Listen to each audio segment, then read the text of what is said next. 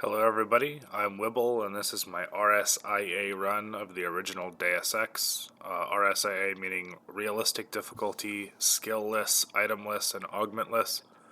This is just going to be a casual commentary that I superimpose over the video, which is also available in a non-commentaried version if you'd rather just watch the video.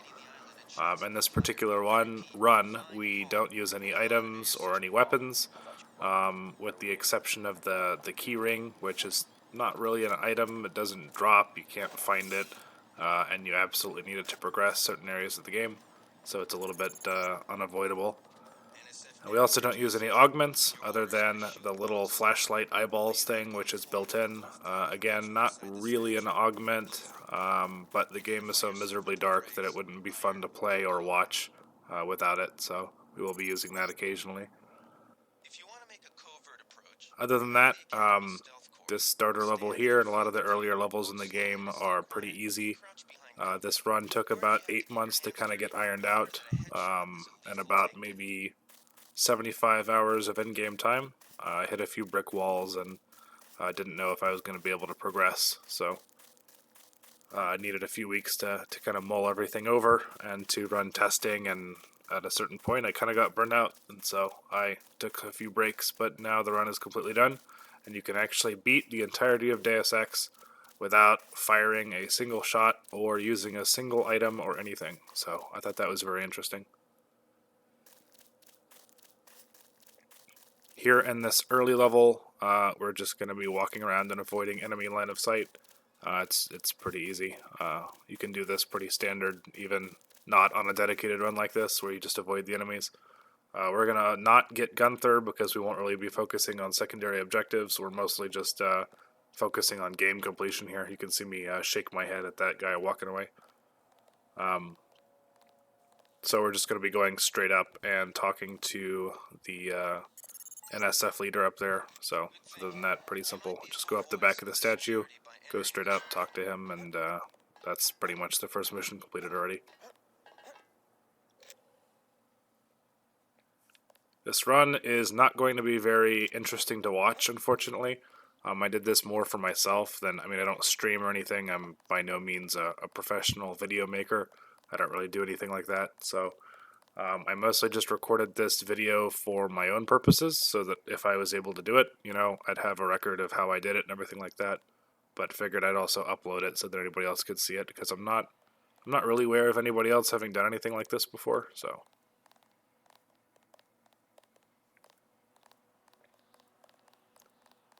Here you can see I'm just making my way up the statue.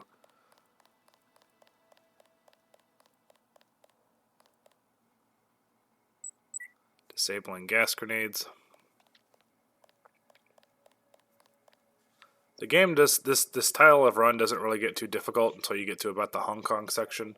After that, the game figures that you have more equipment, and more weapons, and more augments and stuff, and throws harder and harder enemies at you. And it also throws more enemies at you, and so it becomes extremely difficult very quickly. After the Hong Kong VersaLife section and onwards, it's I hit a lot of brick walls, and so. But there are some cool tricks. I'll try to detail the cool tricks and outline how they work and how I got to that when they come. So now we've spoken to the guy here, and we're just gonna go turn this back in. Something to note is the only way that you can heal in this type of run is through the use of medbots, and that's because you obviously can't use health kits. I guess you could use the water fountain, but nobody's gonna wait on that. And so the early levels are also a lot easier because at the end of every mission you are able to use a medbot in the UNATCO headquarters to heal up. So those become more sparse and harder to find later in the game, so you'll have to go through large sections without having healed at all. So.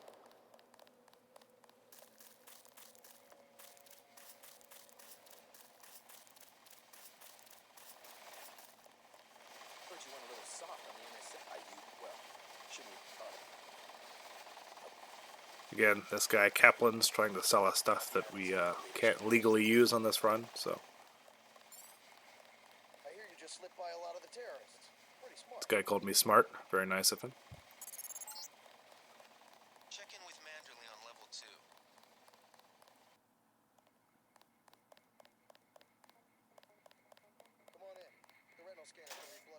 So now per, just standard Deus Ex story here, we just go in, go downstairs, chat with a few people, go back up, chat with Manderley, and leave again. After this is Battery Park, which is not too hard either. Whenever we have any neat tricks come up, I'll try to outline them. There are a few, and if we when we get to the brick walls that I hit, I'll explain kind of why it was a brick wall and how I ultimately tested and overcame it. So I think it's kind of a testament to Deus Ex's game design that you can beat the entire game without using a single tool or weapon or anything. That's pretty cool. So we'll just give those weapons and items back to Sam since we don't need them. So he can put them to use elsewhere, maybe. I stomp on this Roomba for some unknown reason. This footage was recorded about 10 months ago, and I'm not really sure what possessed me to stomp on that Roomba, but for whatever reason I did. So that's kind of rude, actually. I don't know why 10 months ago me decided to stomp on the Roomba, but it is what it is.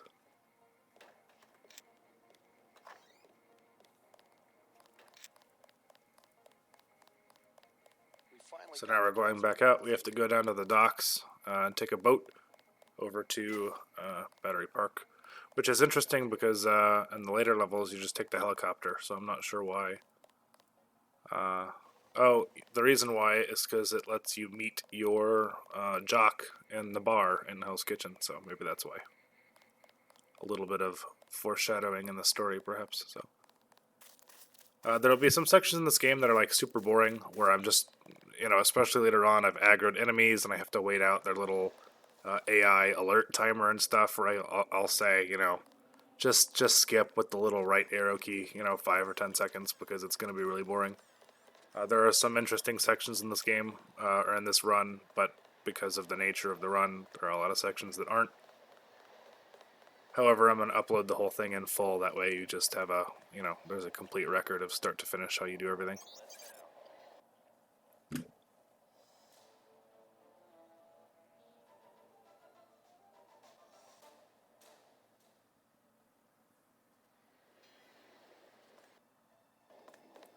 So here we're going to talk to Anna, and you'll see a little bit of a right here. You'll see kind of a hiccup. What that is I stop the recording whenever I get to a certain segment, or whenever I want to save, basically. Stop the recording, hit escape, make a manual save, hit escape again to resume the game, and then start the recording again. And so you'll see a little hiccup in the footage there, but that's not anything funny. That's just me taking a manual save.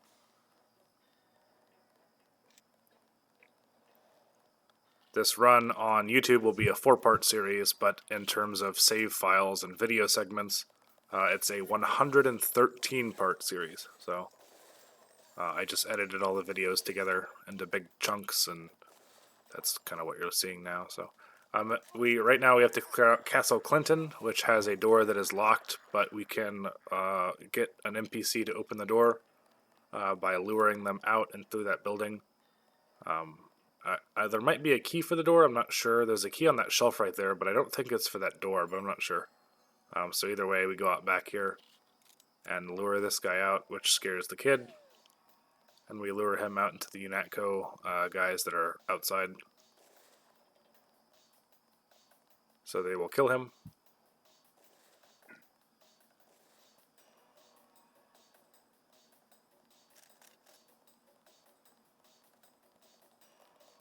And then once they kill him, we can go inside, and Anna shot me there. All we have to do is just look at the barrel of ambrosia, and that kind of counts as securing it, I guess. So that's a good enough sort of thing. You're inside the kiosk of Castle Clinton. The bulk of the NSF troops must have gone through here to get underground. So we go through here. He is facing the correct way. We just kind of boop it with our noses there, and then go back upstairs. Anna's going to try to give us some praise and some EMP grenades for the hostage section that is coming up next. However, we need neither her approval nor her grenades, so we are just going to keep on walking here, shake our head at her, and keep on walking. There's a vent system that you can go into that leads right behind the NSF guards that are down in the subway, and you can just let the hostages go and go to Hell's Kitchen. So I always found this little battle section here interesting because I would do a quick save right there and watch the guys fight it out as a kid. And 9 times out of 10, the UNATCO guys will actually lose that fight. That for whatever reason, they run out of ammo after like 6 shots and then pull out a bunch of knives. Whereas the NSF seem to have unlimited ammo for some reason, so not really sure what that is.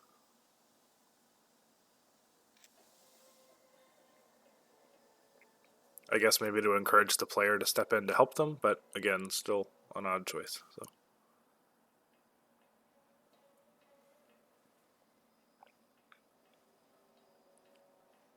So here we're sneaking through the tunnels. This is reason number 12 as to why we're allowed to use the little flashlight thingy. Because while you certainly could just go in blindly and hold the W button and walk forward, it just doesn't make any sense. So this game is extremely dark, which fits the atmosphere, but makes things incredibly difficult to see. So.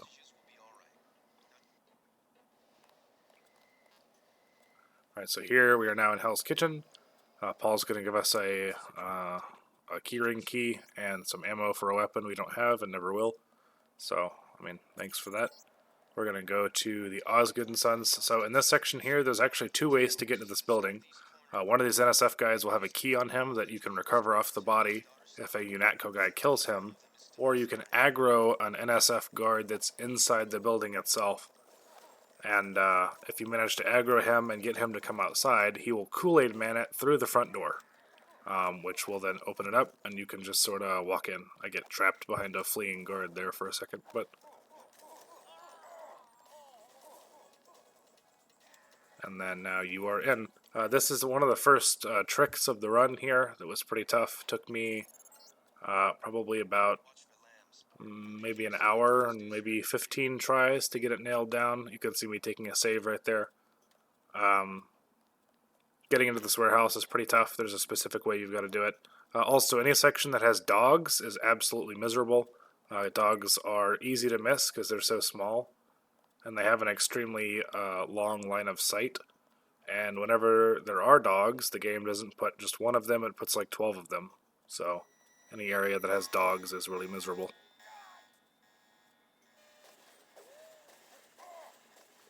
So you can see use a trash can to try to block the turret. Doesn't really work too well, but doesn't matter.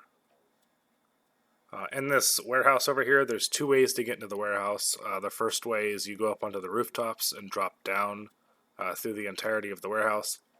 But without any guns or any way of defending ourselves, that's pretty much impossible.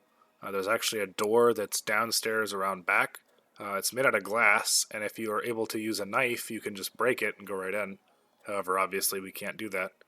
So we have to use some cardboard boxes to abuse enemy AI investigative behavior to get them to try to open the door and keep it open, and then de-aggro and leave. So you can see here the way the guards are facing and the dogs. It's just impossible to get through here without aggroing them.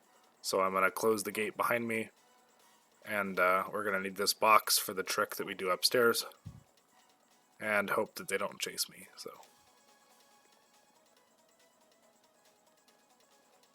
These are the little boxes that we're going to use to aggro the guards.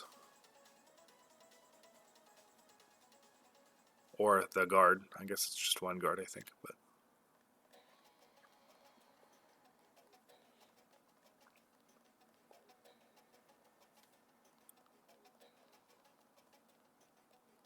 and then we're going to get that large cardboard box to hide behind, so that if he does come outside to investigate the noise, we have something that allows us to not be immediately seen by him and get killed. So, pistols in this game, because it's on realistic difficulty, if they shoot you in the head, you will die in 1 shot.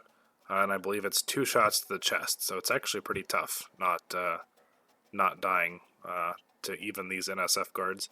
Ironically, the assault rifles do miserable damage, and so you can pretty much just book it past guys that have those, but the pistols can be deadly. So you can see I'm bouncing this cardboard box, trying to lure the NSF guard into that room. I'm listening for, he'll say like, "Who's there? What is that?" And come investigate. So I'm listening for that, and so you can see we just aggroed him. He should now walk into that room that I need to get into. So now I'm going to throw the box outside, and hope I can lure him further into coming outside. So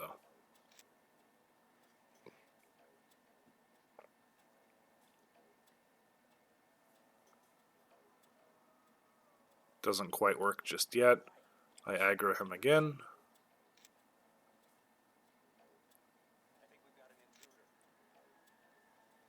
So he opens the door, walks out.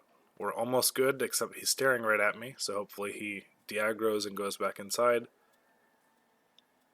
However, he shuts the door behind him, so that's not quite a success just yet. We need him to come back out and then leave the door open and then go back inside so that I can access the computer terminal, which blows up the little generator so that we can complete our mission.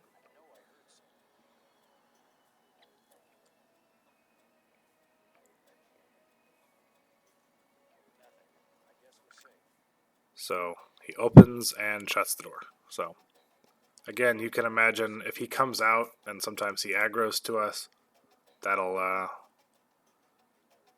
he'll shoot us and then he'll stay up there and won't go back inside. And sometimes the guys from downstairs don't get stuck behind that gate and they come upstairs and everybody's, here he gets stuck in the door and then de-aggros and walks away. So that's perfect. We can go under the little table here to safely access the computer terminal from underneath the table. Here I actually forget the password, or I misremember, or I'm mistyping the login and password. It's actually NSF and I think Righteous or Revolution or something. So you can see I think I mistype it or typo it, but I don't. It's actually the wrong login. So.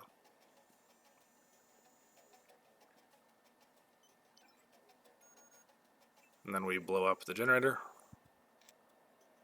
And then Gunther will spawn on the roof. There's a sniper on the roof, and it's also something to note is that snipers in this game are pretty much one-hit kills. I've never been shot by one on realistic difficulty and survived. And they can see you from a mile away and are very, very accurate. So any section that has a sniper is pretty impossible. So. You can see here I wait for the sniper to aggro to Gunther first. That way I can go over here and safely leave.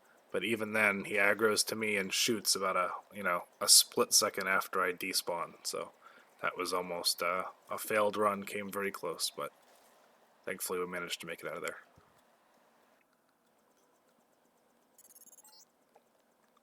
Welcome back. Your mission was a success. Just about the only bright side of the operation, unfortunately. Report to Manderley for a briefing. So next up, as we go back to Battery Park, that little throwing the cardboard boxes at the door trick was a little bit tough to do, but not too interesting of a trick. The first semi-interesting trick comes at the end of the NSF tunnels where you go to the LaGuardia Airport. We abuse some turret AI behavior to try and get them to kill an NSF trooper that has a key, which was very, very hard to do. It took me a couple hours.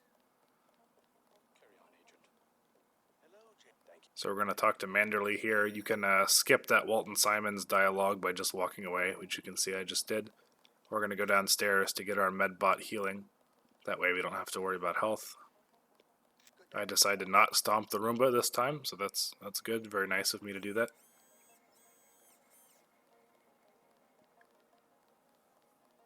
Don't listen to what they're saying about the shootout. We're looking to you to set an example. Now we're going back upstairs. We just go back to the helipad. Overall, like I said, really quick. At this point in the run, I was feeling pretty confident because obviously it's going pretty smooth. These early levels are super easy. Even if that little cardboard box on the door trick is a little hard. Overall, these levels are easy, but it gets way, way harder later. So. You can tell how hard a mission is by how many times you see that little jitter of a manual save.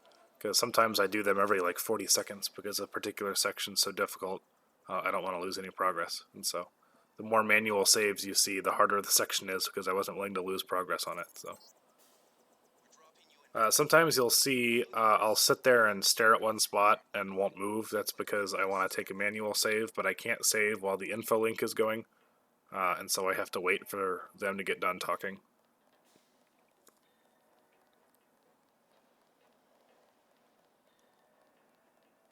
There's a section later in the game where I got through a particularly difficult spot and just wanted to stop and save immediately before going any further. But I had like 8 messages queued up on my info link and had to sit there and read one of the in-game books for 45 seconds for them to get done talking. So I'm not sure why you can't save during that. It's a little odd, but it is what it is.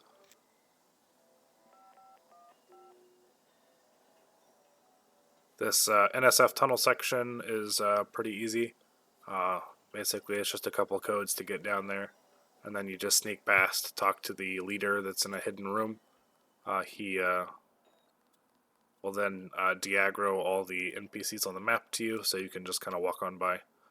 Not super difficult, so.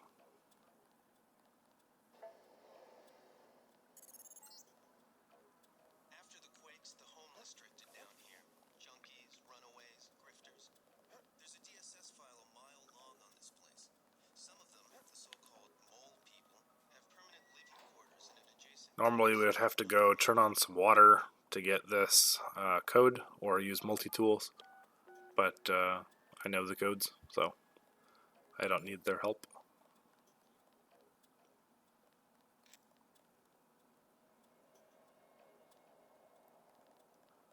Again, one of the easiest sections, you just walk to the back. This is a spot where you can probably safely double tap the right arrow, maybe 2 or 3, 4 times.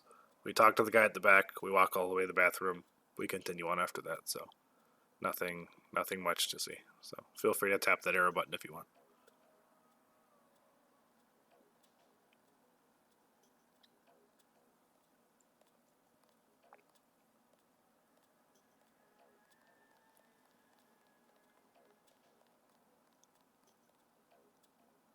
I'll also try to put in the little annotations sections of the run that are of note. That way, you could click on cool tricks and skip to sections that have noteworthy interactions or tricks in them.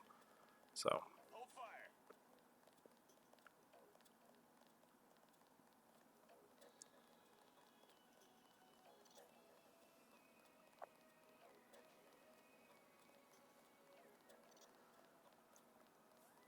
In fact, there's actually a section later on where you have to scuttle a super freighter, and I bring too many TNT crates because during my walkthroughs, when I was scanning the ship and stuff, obviously we need to scuttle these little tri-hull welds. There's 5 of them that we need to blow up with explosives. It expects you to shoot them with a GEP gun or with lambs, but obviously we can't do that, so I use TNT crates, but there was a couple I didn't see on the ship, and so I bring 2 too many, which makes the run really slow. However, by the time I realized that, it was too late, so I will tell you to skip that as well. So here's the first cool trick. We use a box to get over these lasers. So there's an NPC that has a key that we need to progress. However, we can't kill him because we have no weapons. And so what we end up having to do is aggro him and the cameras, so that, actually, I guess we don't need the cameras, but we need to aggro him so he turns on the alarm, which activates the turrets. And then we wait for him to run out of ammo. Remember that if he headshots us, it's a one-hit kill, so it's pretty risky. Then we run up to him and hide under him so the turrets kill him, and then wait for the turrets to de-aggro. This took me probably about an hour and a half to get that perfect. You're seeing it as a seamless cut, but what you don't see is the 40 times that I walked up to him and he headshotted me, or the turrets killed me, or whatever. So we throw away those items because we don't need it. Unlock the door and keep going.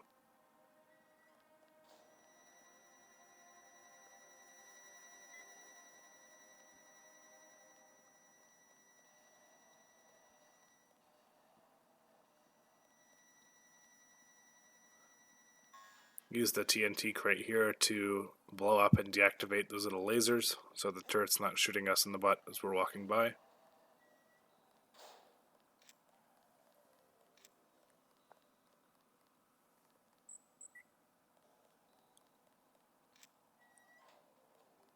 This section up ahead is pretty easy. not just these little sentry bots, but this whole section. We have to go through this little starter area, and overall that's not too hard. I think we accidentally run into a guy who shoots us a couple times, but other than poor luck, that doesn't really affect anything.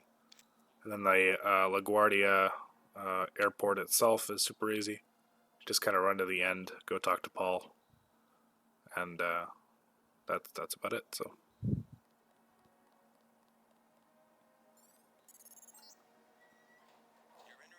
again, these early sections of the game are so super easy that it almost makes for a kind of a boring run. You can see I take another manual save there. There's a sewer grate at the back that we need to go into to be able to get out of here. But there's a lot of guys walking around, and there's a couple cameras, so it becomes a little bit tough.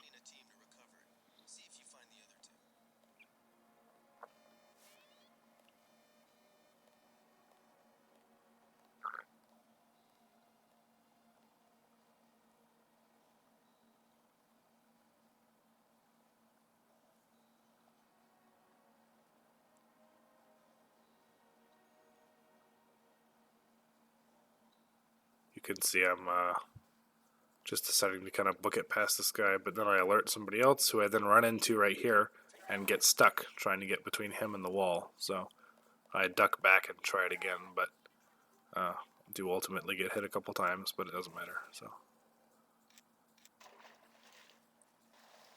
the lack of allocating skill points in this run doesn't really matter. Almost every skill point pertains to some sort of item. You know, like pistols for, obviously pistols, and demolition for grenades and stuff. With it being an itemless run, that doesn't really matter too much. The one place where it would be awesome to pump all your skill points into on a normal run, or on a weaponless run, would be swimming.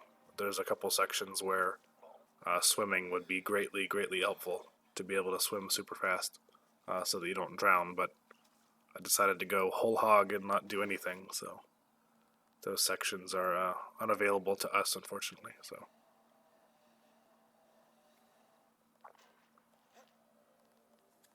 particularly, there's a spot in the Paris catacombs where there's a tube with water in it, and if your swimming level is high enough, you can swim through it and skip a whole section. But I have to do it manually, and it sucks. But it is what it is. That's the price you pay for greatness, I guess. So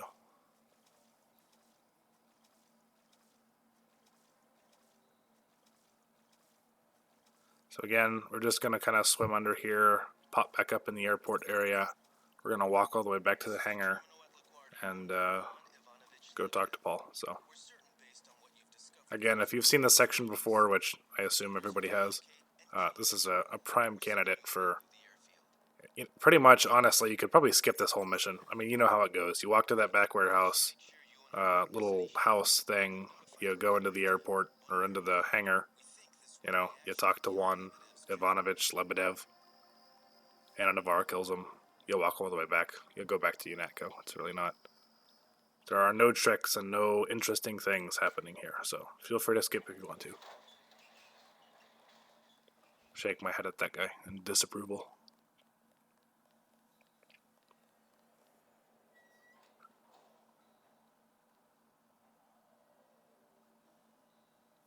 Here we just kind of have to wait for these guys to pass. That way we can scoot on by. So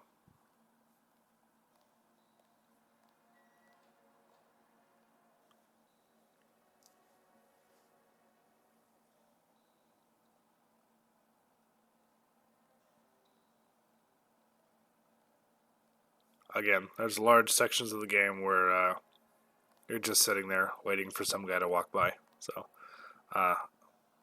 like I said before, I'll never claim that this is a fun run to watch, but it is an interesting proof of concept. So what would be interesting is a speed run of this type of concept, because most of the speed runs of Deus Ex consist of abusing the menus and the leg augmentations so that you can jump super high, or using lambs to clip through walls and stuff. So it would be interesting to see, how much time you could really shave off of this. Here we're charging up our flashlight eyeballs so that I can, see in this really dark game. I think this run clocks in total start to finish time is 5.5 hours, give or take. I'm looking for the key. I can't quite remember where it is, and it's back here. It's really fortunate that they had that key there, because if the developers had not put that key anywhere, I'm not entirely sure how we would get through this part here, because I can't lockpick the door. And so I guess we would have to bring that TNT crate or a TNT crate from an earlier section to blow that door up, but that would be, a massive pain in the butt. So I suppose I owe Ion Storm a little bit for putting that. You can see Paul sort of despawn there in the middle of our field of view. So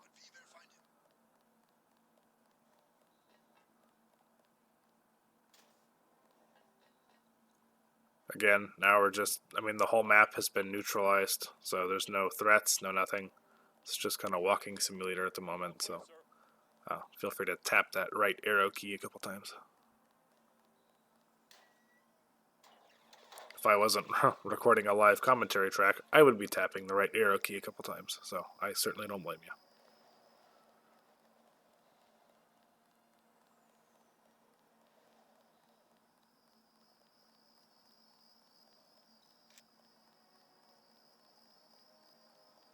I guess during this super boring section, maybe I'll give a little backstory. I picked up Deus Ex from a flea market in 2002, thereabouts, I think. And the only reason why I just happened to buy the greatest game ever made was because I looked on the back, and on the back of the jewel cover case, it had a picture of a guy, like a screenshot of your character with a gun. And I said, oh wow, this game is a first-person shooter. But my parents won't know it's a first-person shooter because the front cover makes it look like some weird game. And so I bought it, and accidentally bought, the best game ever. So that's unfortunate. Don't sweat it if he chews you out. I think you made the right decision by So now we're back at UNATCO HQ. Same thing, talk to Manderley, go downstairs, medbot to heal my wounded chest and missing arm. So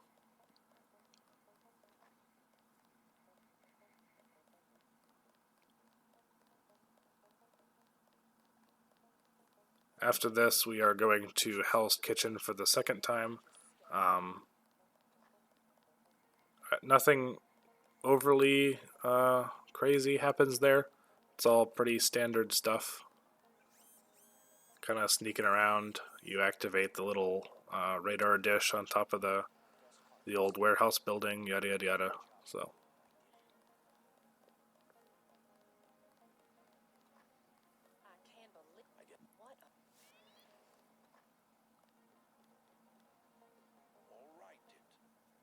Sorry about not killing him. We don't give you an... Like I said.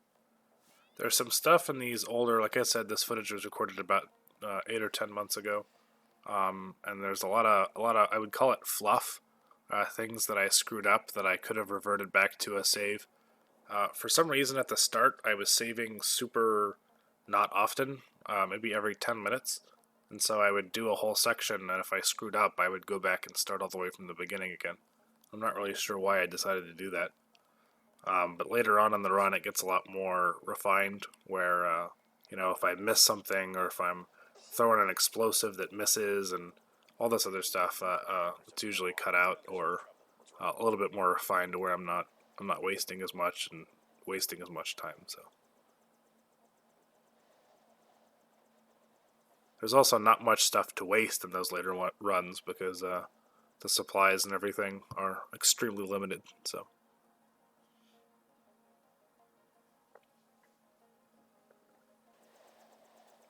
here we're back in Hell's Kitchen. We have to go talk to Paul, then go all the way back to that NSF warehouse, escape the NSF warehouse, come back to Paul's apartment, and die, basically. So, because that'll put us in the Majestic 12 UNATCO headquarters basement area. So.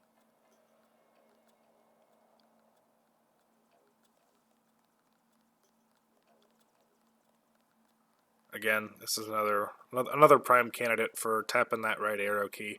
If you've played this before, there's no special tricks here. I guess there's a semi-special trick. We're on the roof of the UNATCO building.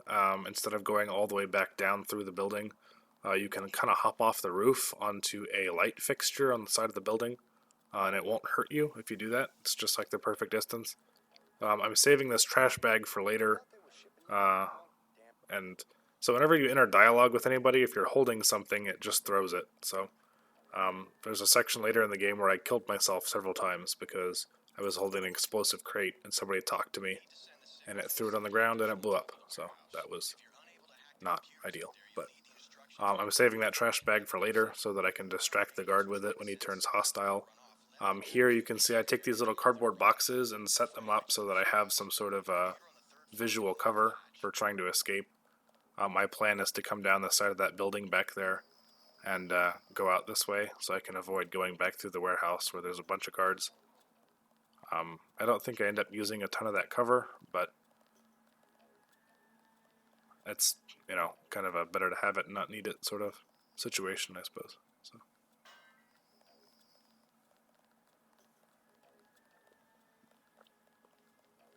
As a kid, I would take a quick save and spend, I probably spent hours and hours and days and days. They give you so many destroyable objects in this section, poison crates and explosive crates and stuff, that you can, and TNT barrels. You can chain it all together, and if you know what happens, these UNATCO guys are gonna, turn evil anyway, and so you can chain them together and create crazy, traps and stuff, and it was super fun as a kid to set all that up. So I give myself 2 explosive crates here to drop on the guy that's way down below, but I think I only ended up using one of them. I should have used 2 of them because another guy comes out to investigate, but again, that's kind of that fluff I was sort of talking about. So if I had taken a save here, I could have just reverted, but I didn't. So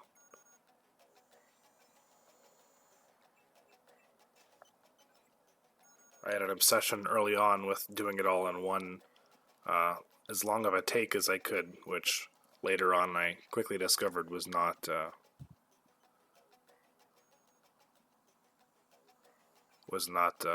realistic. So no pun intended. Realistic difficulty. Get it? So here, the NSF guys are going to turn bad. There's a guy with a sniper, I believe, on the roof over there. I'm going to drop this crate on him. However, the explosion aggroes a guy out there, and he runs out to investigate right after I jump, which is unfortunate. So that whole crate was kind of wasted because I replaced the guy with another guy. Now, granted, he doesn't have a sniper, so he won't insta-kill me, but, it's still pretty dangerous, so... You can see I'm kind of waiting for him to de-aggro and leave, but he never really does, so I just decided to try to run past him here. So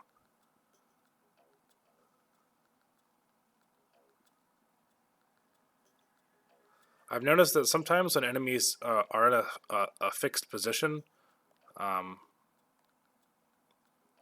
you aggro them to a certain location with a sound or with sight, and they chase you, sometimes when they de-aggro, they will go back to where they were before. But sometimes they'll just stay there and never leave, and I'm not sure what causes one or the other. There hasn't really seemed to be any rhyme or reason to it. So he does see me here, but I block him coming over here with a box. So he eventually de-aggros and will leave, so...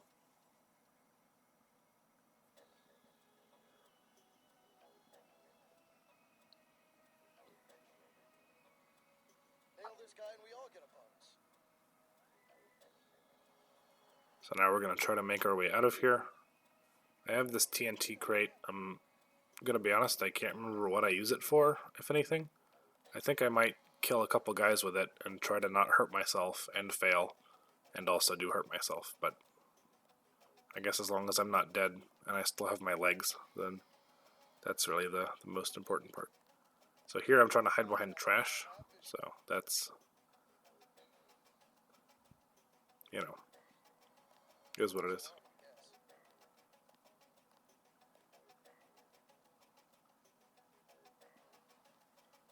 I'm kind of waiting for both of these guys to turn around so that I can either escape or find some way to get rid of them. Once they both turn around here, I decide to try and throw the box over the corner. However, I don't throw it quite as far as I thought I was going to, so it hurts me too, and I almost lost both my legs, but didn't quite. If you lose both your legs, you're basically in a permanent crouching state, which is, while still technically playable, extremely annoying. So it's, usually a soft lock, basically. This guy here is staring straight forward, and so I'm going to throw this trash bag over here so that he goes, who's there? And turns. That way I can run away safely. So.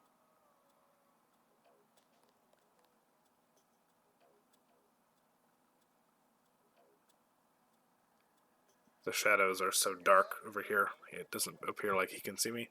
Then he turns around and I can just book it. So now we're going back to Paul's apartment.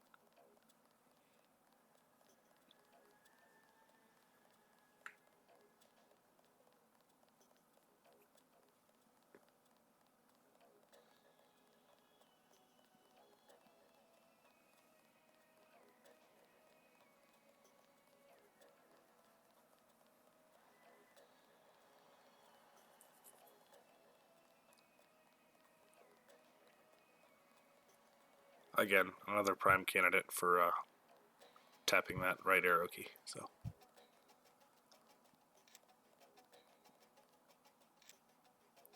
Sick of being shoved around.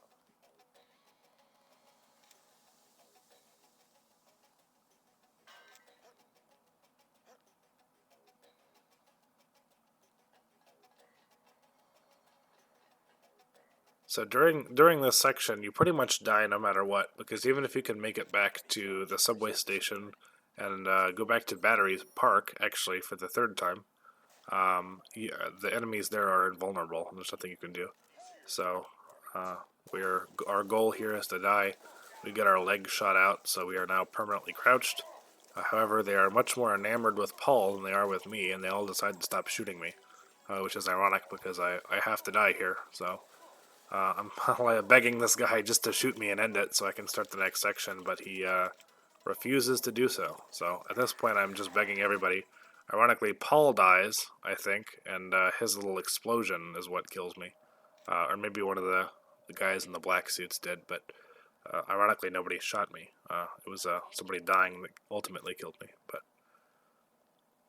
we spawn back in this little basement cell area with pretty much full health, or close to. And this section here kind of takes into account that you don't have any weapons or anything, so it's not too terrible. We're going to go downstairs and talk to Paul. I don't actually know if that is literally required by the game. I guess I've never tried. If you know the code, you might just be able to go out the front door, but I've never tried, and I don't try in this run. I suppose it would be worth testing maybe, but in any case, I do go downstairs and chat with Paul. So you can see I just kind of run past this guard here. I'm going to go down there, chat with him. There's a particular section that's kind of tough because there are some guards. This whole section is a little bit tough, especially getting out. There are some of our favorite enemies, the dogs, that are guarding that area by the front door, and they are on figure 8 crisscrossing patterns with the guards, and so there's nowhere you can go basically that doesn't have a guard or a dog. And so you'll see later on that we just kind of have to aggro them and drag them away. So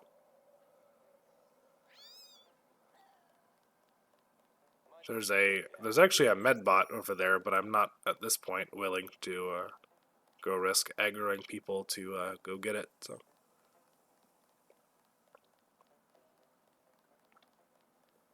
this section here is tough because pretty much no matter what you do, that Majestic 12 guard in the doorway there will see you. I tried to block off the staircase with that crate so that he couldn't come up here and shoot me. However, the crate fell down the stairs, and I'm not sure how effective it ended up being. In any case, he's not up here, so I guess it must have worked, but then he activated the alarm, which is not ideal. So that also aggroed the guards that were downstairs that were guarding Paul's cell. So eventually I decide to let those Karkians, or whatever they're called, loose to go fight the guards. It's usually a risky move because those little dog guys are just as tough as the guards uh, in terms of them chasing you and killing you. And so you can see I kind of go down here to see what the outcome of this fight's going to be. And then eventually I see an opening to run in there and talk to Paul, where they're all distracted and grab the code, or at least complete the story, grab the theoretical code, and then run past the Karkians, or whatever they're called. I'm pretty sure it's Karkians, but I feel the need to add or whatever they're called onto the end of that, because I'm not actually sure if that's exactly what they're called. But that crate fell all the way down the stairs and did not work as intended, but there is a Majestic 12 guard that is fleeing because he is injured and is now in my way, so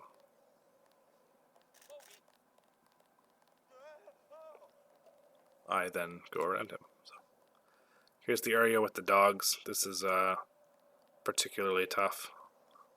You can see the dogs are walking in opposite directions of the guards, and so there's almost no way to get through without being seen. And being seen is exactly what happens when this guard kind of rounds the corner here. There's nothing you can do about that, really. I tried it several times and didn't really get any other outcomes, but thankfully we just healed, so we have plenty of health. So we kind of drag these guys over here. And then I am able to go under the floorboard here and go all the way back to that vent that I first went in, or that's first available to you right outside the cells. And then you can pop up out of there. And that left side should be free for you to leave the building. So this is about the first 25% of the game, I would say, maybe 30% that we have now completed. Itemless, augment-less, and weaponless.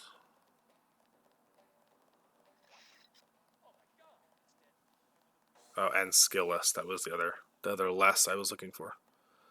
Alright, so we are now in the UNATCO headquarters main area. Nothing really interesting, super interesting goes on here. I spend a lot of time stacking some props to try to make a barrier for myself so that people don't chase me and kill me. And then I think I spend all that time doing that, and then nobody chases me anyway. And so it's kind of a moot point that you can probably skip past. I'll let you know when that is. There's also a section here where I get chased by a guard, and I'm stuck in a room for, I don't know, approximately forever. So that's, again, more of that fluff I'm talking about, where that probably could have been cut out, or at a certain point I should have just reset and, tried doing it without that happening, but I didn't, so.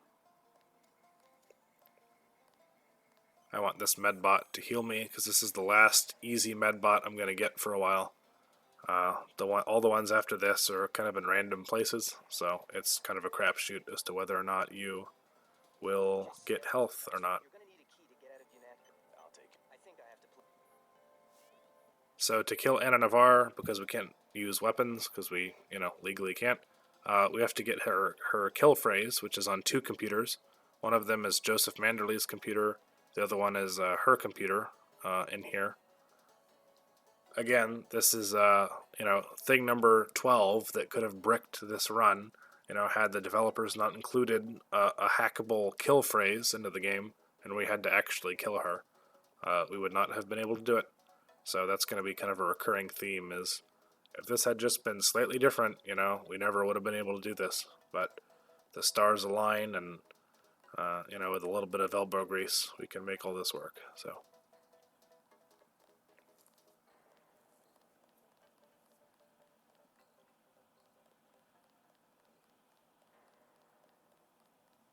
So I'm dragging this trash can. I think on some early testing in this section, these guards popped out of this room here, or somebody at some point was chasing me, and I felt it necessary to build a little barrier here. You can probably tap the right arrow key, 2, 3 times. I'm just grabbing potted plants and stacking them here so that, I have a way to flee from. But it doesn't happen during this playthrough, or this particular, session. And so I can't really remember why I spent all the time doing this, but I did, so here we are.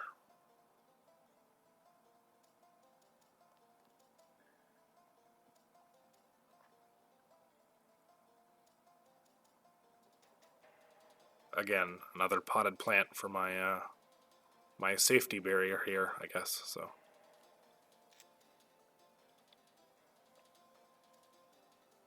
So now we go talk to Walton Simons and Manderley.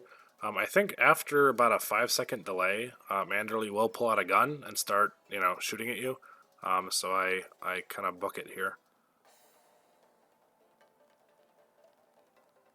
I stack that chair over there. I'm really not sure what the thought process was. It's to stop people from chasing me down here, I'm pretty sure. However, nobody chases me. So this is a super unfortunate sort of thing where this guy's literally watching the doorway and there's nowhere that you can go that won't aggro him. I mean, there's no way to get past that, unfortunately. So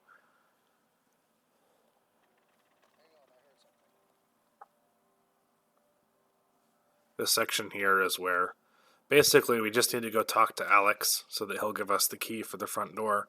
However, these two guards at some point become a massive pain in the butt, and I try to slip past them, and then one aggroes to me, and then I get stuck right here.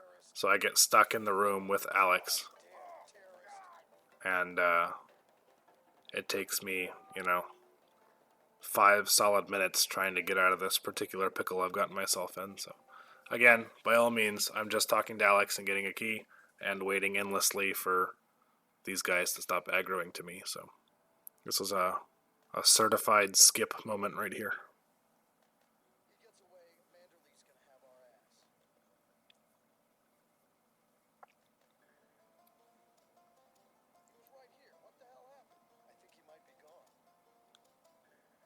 See, one of them, once he deaggroes, resumes his normal patrol routine. He walks back to where he was, everything like that. But for whatever reason, the other one, and for some reason I also can't drop this box. The other one just stays there and will never leave. So sometimes the AI just be doing that, and I have no idea why. You can see I'm trying to build a little wall against the line of sight here, so I can try to squeeze around this guy somehow. But I'm a little worried because my chest is now red, which means that if either of them become hostile towards me and start shooting at me, there's a very good chance I'll instantly die. So I spend another long period of time trying to work my way around this guy, and every time I think I've got it, he aggroes to me again. So it becomes it's very annoying. He's facing all the wrong ways all the time. Now I have nothing to throw at him, so I have to go back and get a box, and it's just an ordeal all the time. So I decide to go get a potted plant instead of a box, and I have to wait for his alert to go down again.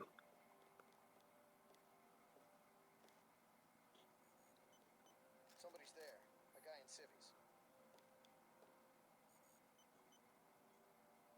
My mistake.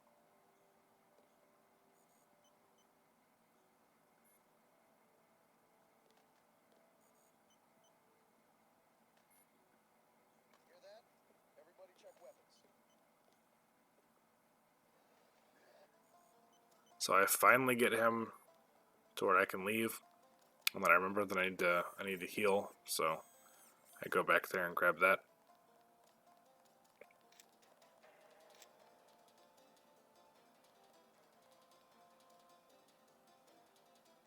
So I'm readying that potted plant because I must have, I don't know who hurt me, but I must have really been prepared for some heavy resistance right there because I spent a lot of time really preparing. But this guy's gonna aggro to us, but he'll never get to us before we leave. So we're not too concerned.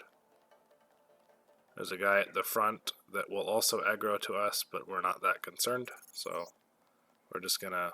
However, I did forget that the front door is actually closed. You have to open it with a button, and so it almost became a pretty massive problem, so...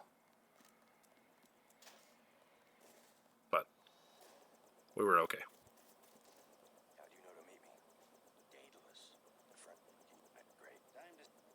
So this section here is the first brick wall I hit. This next section here and the aircraft hangar right outside of Hong Kong is the first section where I said, okay, this is where the run stops. You know, I stopped for a month. I would load the game back up, test for a week, quit, test for a week, quit, yada yada yada.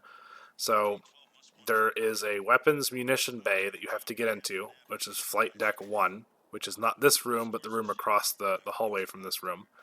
So to get in there, you need the key. Well, the key is in a locker, but the locker is locked. So how do you get to that locker? Well, that locker also has a key, which is in the safe, which is in this room.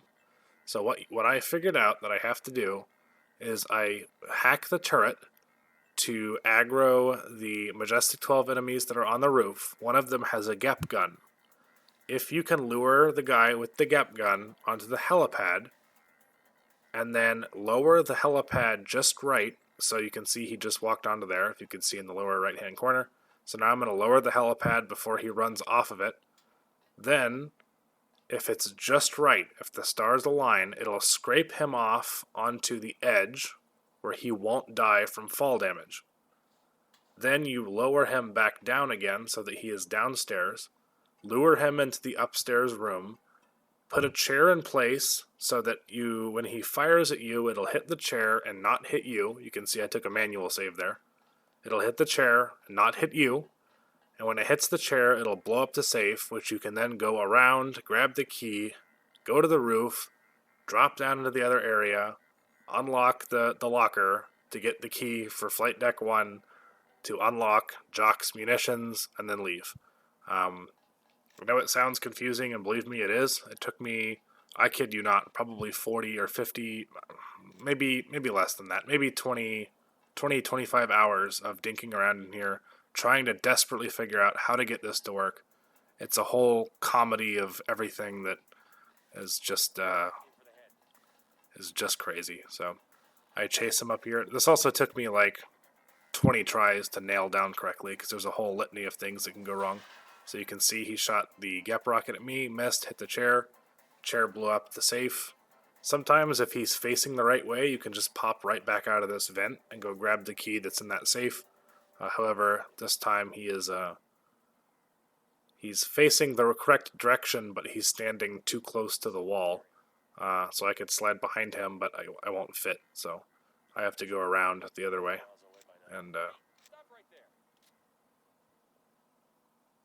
And snag the key out from behind him. But if it sounds like a confusing mess, that's because it is. So, but this was the first brick wall I hit, and I spent enough time on it and thought about it for a couple of weeks, and spent time stacking crates and testing all sorts of stuff, and I finally was able to figure out how to get the guy with the GEP gun downstairs through a the helipad glitch type of thing. So this time he sees me, but I shut the door, and so he didn't actually fully aggro to me yet. Otherwise, he would have chased me and opened that door back. But so that's helpful for us. Now we have the key for the locker, so we're going to go onto the roof here. We're going to drop down through a ventilation system. Again, if this ventilation system door had been locked, it would have been... I'm glad that it wasn't, I'll say. So, because we would have had to have the GEP gun guy shoot to break that vent as well, which would have made it even harder. So I actually forget which locker the key's in. It's not in that one, it's in that one. So now I have Flight Deck 1 control key. I can leave through this vent. Go to Flight Deck 1, unlock Jock's, weapon locks. He'll blow the doors, then we can finally leave. So It may not look like a lot, but I cannot overstate how much time and effort I spent. How many nights I would just break out, a bottle of liquor and say, okay, let's test theories here, and see if I couldn't figure out a way to do it. So.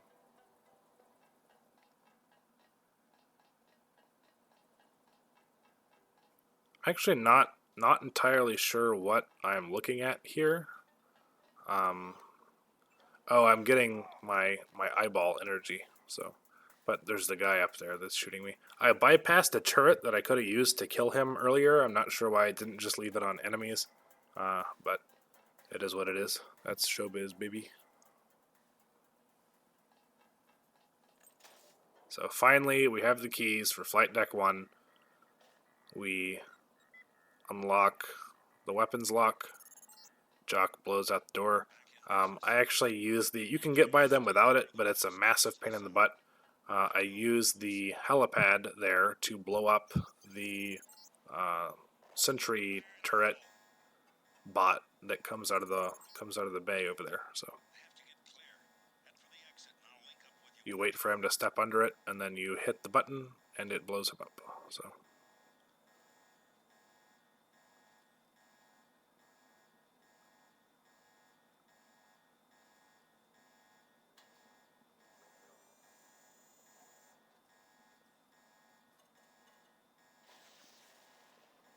And having that one cleared out. Trying to avoid both of their line of sights at once is extremely difficult. So, and because this is realistic difficulty, one little burst from one of those guys is pretty much a death sentence. And unlike human NPCs in this game, once they lock onto you, they start shooting, almost immediately. Whereas most NPCs that are humans will take a second to say, what is that? And I'll turn towards you, and it gives you a grace period there. Here I zap my noggin on the lightning, but overall we could have been a lot worse for wear. So these Hong Kong sections actually aren't the start of this level, which is also my favorite level in the whole game. The music's great. I mean, the whole area here is just so packed with a whole new art style, new life, and new players, and things to explore, new characters, things to explore. This was such a wondrous place to experience as a kid. So, absolutely love the music and the level design here. So, but also good for this run is that it's very easy. So recovering the sword from Maggie Chow is pretty easy. So. We just kind of go into our apartment and punch in the code for the Dragon's Tooth sword and grab it and leave. So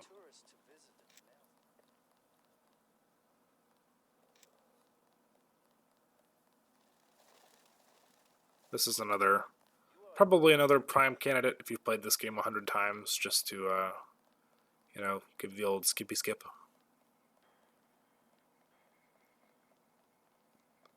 We walk upstairs, grab the sword, walk downstairs. So I guess we elevator. I guess we don't walk. So, and there's also no stairs. So kind of misleading. Downstairs.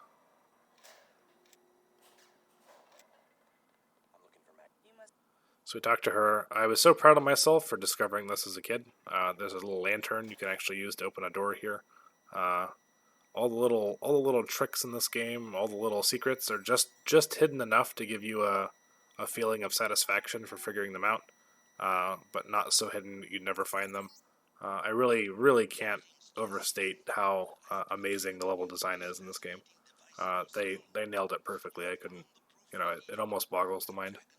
You can actually use the keypad there to open that. I'm not sure why I choose the longer route of using the computer terminal, but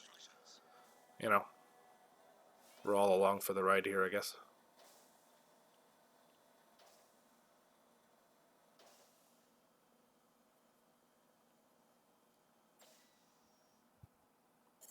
So I'm actually, even though we're not using items, obviously, I grab the sword and I hold on to it for a while. I'm not sure. I accidentally closed myself in the thing here. I'm not sure how long, because technically speaking, you're supposed to show it to max Chen.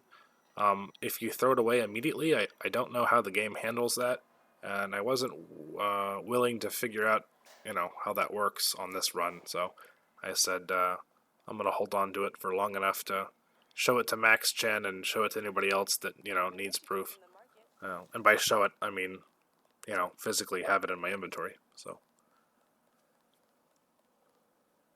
for anyone that has played this game a lot, the Dragon's Tooth sword is super super crazy.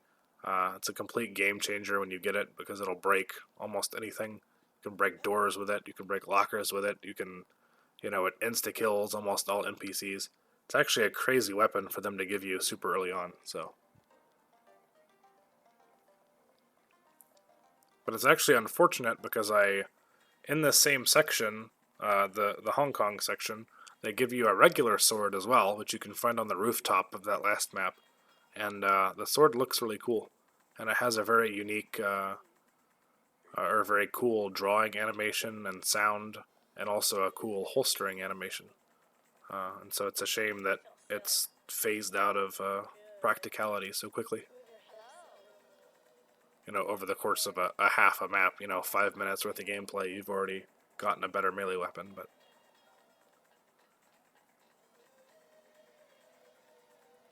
so here we're going to show the sword to Max Chen of the Lucky Money of the Red Arrow. Commandos are going to attack the club, and we're going to let these very nice Red Arrow guys handle them for us so that we don't have to risk ourselves. So they just kind of spawn in there. You kind of could see that they kind of pop out of thin air, but there's a particularly amusing part coming up where we just walk straight past a guy that obviously has no interest in us. The door shuts on me here, which is unfortunate. This guy just books it straight past. I don't know what his focus is, but it's not on me, so I'm not going to complain.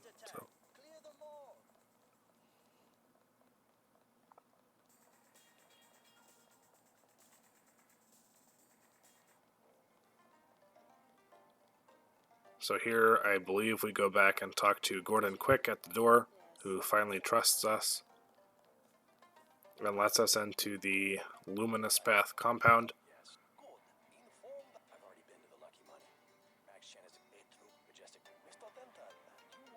So the code to this door is 1997, and there's a code that you need for downstairs as well.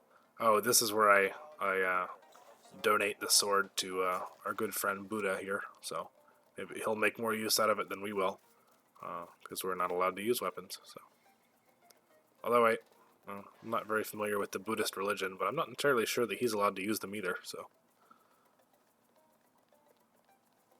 either way, so they tell you the code for the front door, but they do not give you this code. And so, as a kid, I didn't know what this code was, and I spent a very, very long time trying to figure it out. There's no little data cubes or anywhere that tells you what the code is, and so I got very frustrated and spent a long time trying to figure it out, only to realize that it's just the same code as upstairs, and they didn't tell you that. So that was made me angry.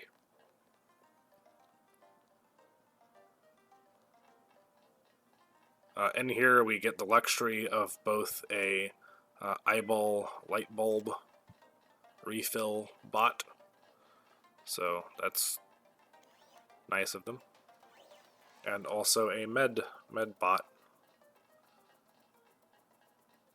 I can't remember what the med bots' names are, their actual names. I'll have to look here when I walk by it here in a few seconds. I feel like it's not medbot.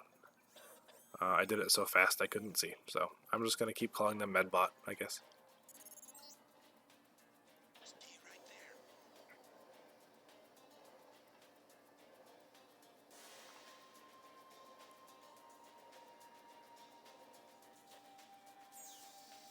So here he says to stand still, but you are under no contractual obligation to do so.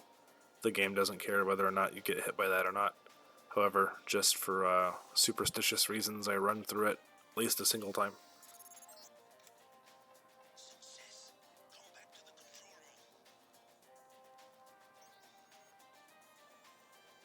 So here we're going to talk to Tracer Tong, who's going to tell us to go to the VersaLife building. This whole VersaLife section is extremely difficult. This was my second, not this first part here, but actually the part that came after this was my second brick wall. After you get back from VersaLife, he wants you to go find the Universal Constructor, and the way he sends you is down the Canal Road Tunnel, which has a little sewer grate that you're supposed to go down, but the sewer grate is locked, and there is no TNT crate on this entire map anywhere, nor any of the maps that are connected to it that I'm aware of. So you cannot get in that sewer grate at all. And I said, okay, well, that's it. That's the run. You know, you can't do anything from here. However, come to find out, you can go back through the VersaLife front door a second time, except the second time you go in there, it has spawned a ton of enemies there that makes it extremely difficult. So, you'll see that later, and you'll also see me in preparation for that second visit, setting up a whole bunch of props and hiding material and stuff that I then proceed to not use, which is, I don't need it, which is, I guess is good, but it's still annoying to set it up for 15 minutes just to, you know, walk past it and not use it later anyway, but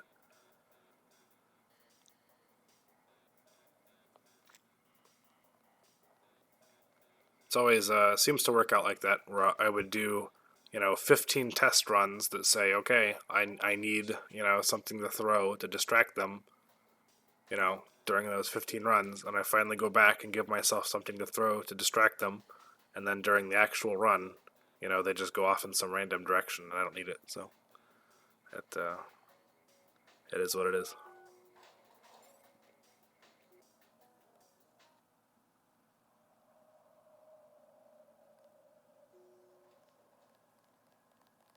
So the starter section here is pretty fun. Again, all the enemies don't know that you're an enemy.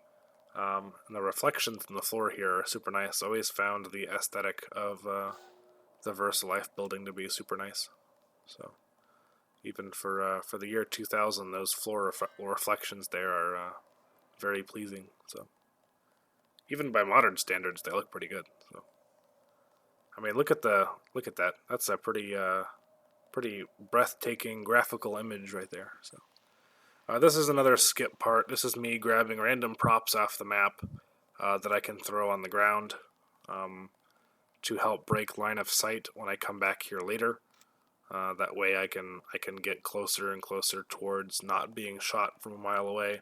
A gigantic spider bot also gets placed in that room when you come back, which makes things tough and is the primary enemy I'm trying to avoid here. But this is an extremely boring part where I carry props back and forth. So another prime candidate for hitting that skip button a bunch of times for, you know, 30, 40 seconds or a minute or something like that. So.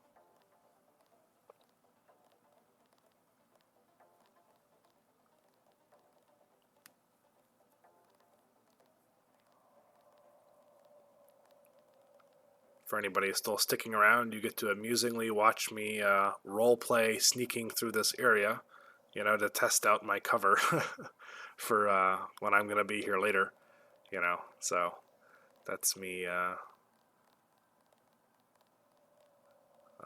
know, pretending to sneak by there. So I evidently decide that I'm at least one chair short on my Mission Impossible stealth setup over here, so I bring another chair over and set it here. Without all of these props, I tried to run the part that comes up later a ton. I mean, I spent an hour or two maybe on it to the point where I was starting to get a little burnt out. There are many sections in this run that are so hard I did get burnt out on them a little bit and had to kind of take a step back. Sometimes I took a week break or, you know, just a couple days or a couple hours, but I needed a break because while I'm super happy I was able to get this run done, and, you know, now I can die in peace having beaten the game without a skill point, an augment, a weapon, an item, or anything on realistic mode. It was, certain sections were not fun at all. So I evidently decide here that those props up there are pretty good. However, I'm running all the way down to the labs that are down there, and also grabbing this crate.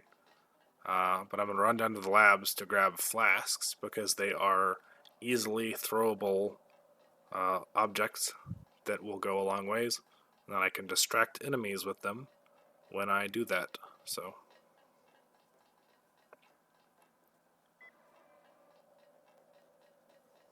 when I come back later, there's going to be a guard. Actually, this guy right here. Never mind, he's already here. That's going to be in that tunnel, which makes things tough.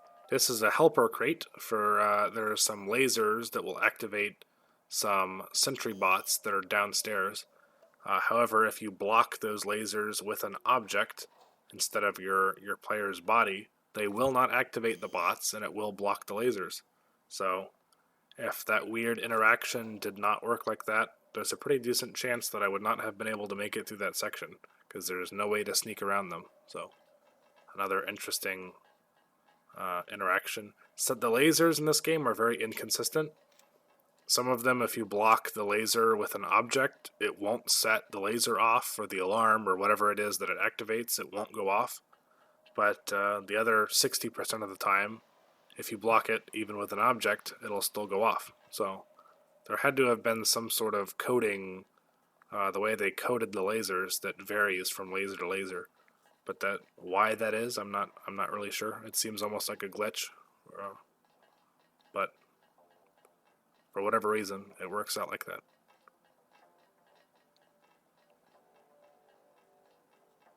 So I'm going to set this flask up here so that I can use it. Again, you know, I do that playthrough 20 times to test. I need the flasks. I think on the actual playthrough where I get through this part, I don't use the flasks. So it's unfortunate that, you know, I spend all this time doing that. But again, feel free to double tap that right arrow key yet again. So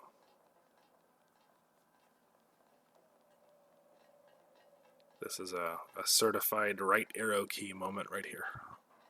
I promise you won't miss anything, nor will you hurt my feelings. So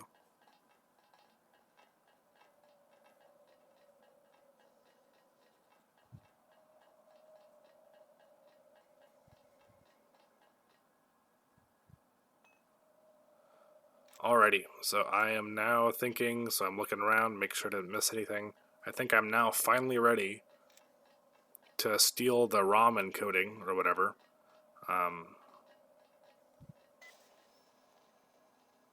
Which will set off a bunch of alarms and turn this entire building hostile. So whatever, you know, I'm checking for enemies and to see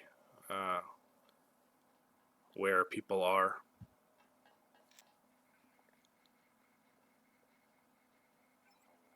So whatever freedom of movement I have enjoyed previously is now gone because the whole building is now very angry at me.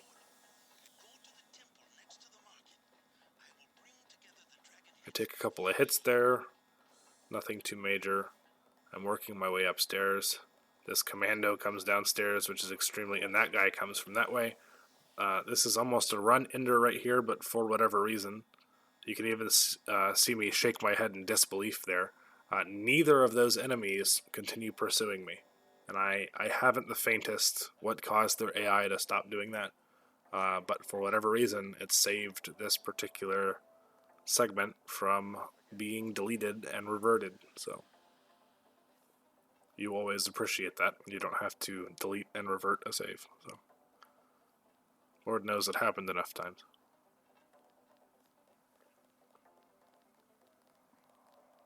So there's a guy with a gap gun here. I'm going to pop the door open and instantly I can just hit the up button to move sections. I don't know why I was banging on the actual switch there. So now all of the security guards in the building are now enemies. So sorry, that was my phone going off.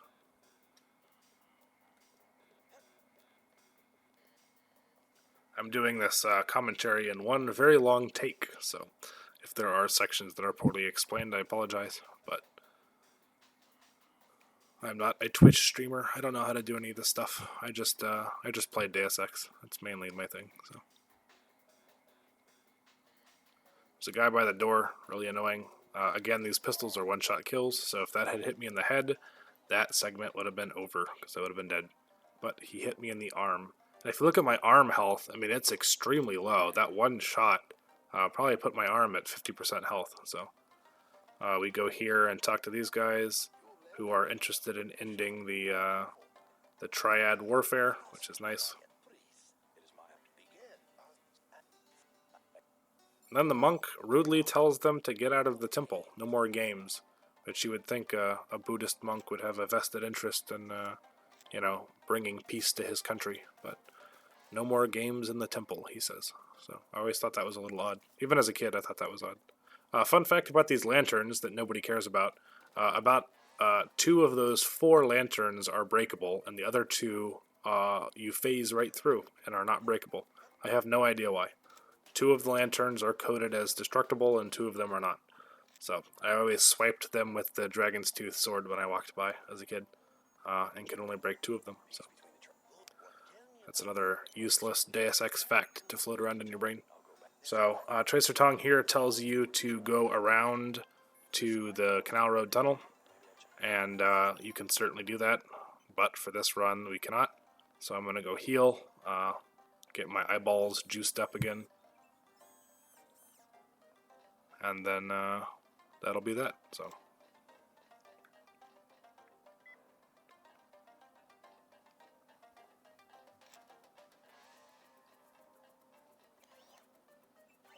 So this VersaLife section that we go through, extremely tough. It's not so much that, so there are some neat tricks in this run, but this is not a neat trick. This is just brute forcing. You run around until you find a unique combination of AI chasing you that finally you can get past them and continue on. So it's kind of a double whammy of some of the tricks that are difficult but interesting and satisfying and ingenious. Yeah, it was tough, but at least you figured it out, and it's a neat interaction or something that you didn't know before. This is neither of those. This is both extremely hard and extremely simple at the same time, which makes it not satisfying to do, but also extremely difficult to do. So thankfully it's the only part of the game that's really like that. So you can see me taking a save here. I'm definitely not taking any risks. I can tell you that for sure.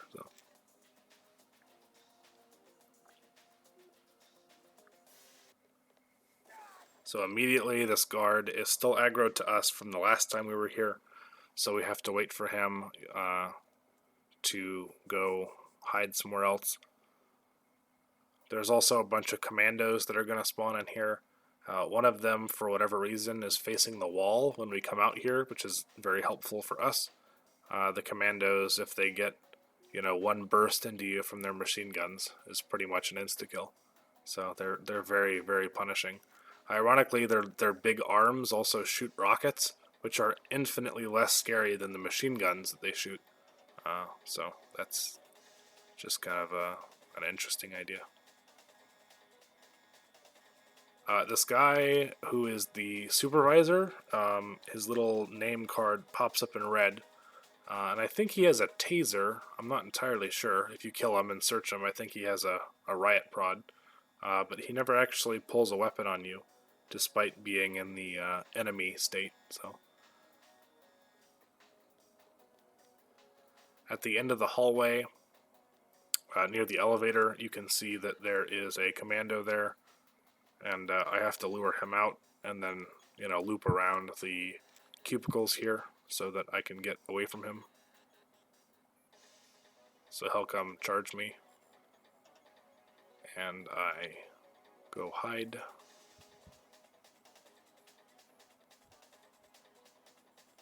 I have no idea how he doesn't see me here. It must be so dark that he literally just doesn't see me. That's an incredible stroke of luck. I'm not sure why he ran that direction, but he did. So I lucked out there.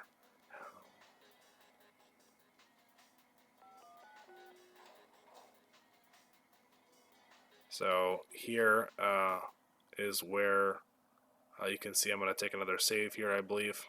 Yep, you can see the little cut there where I pause, take a save, and resume.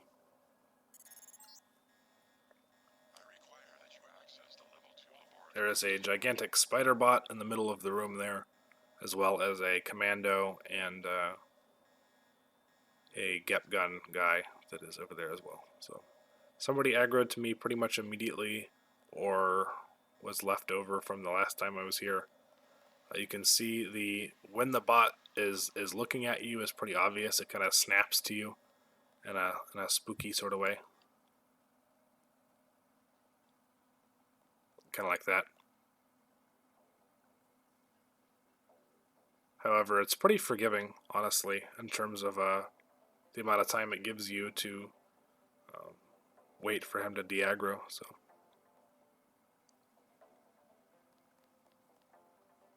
And even when you fully aggro them, as big as he is, they actually don't deal a ton of damage. So after a while, I try to figure out how to get past him, and you can see like he's staring right at me. I have nowhere I can go. You can see me look back at the chair longingly, as if searching for some sort of escape here. But I think eventually that's me looking back at my chair, like, I wish I had brought you with me. Even I don't think the chair could have gotten me out of this either, though. So overall, no big loss. But eventually, I just say F it, and I just book it, and end up running into a bathroom, going in a vent, and going around that way. Once that guy passes me, that's kind of my final indicator that it's time to just go. So you can see that guy shocks me. It did a little bit of arm damage and sapped my bioelectric energy. And that MJ-12 trooper was more interested in activating the alarm than he was shooting me, which was very, very good news for me. If he had shot me, I would have been dead, obviously.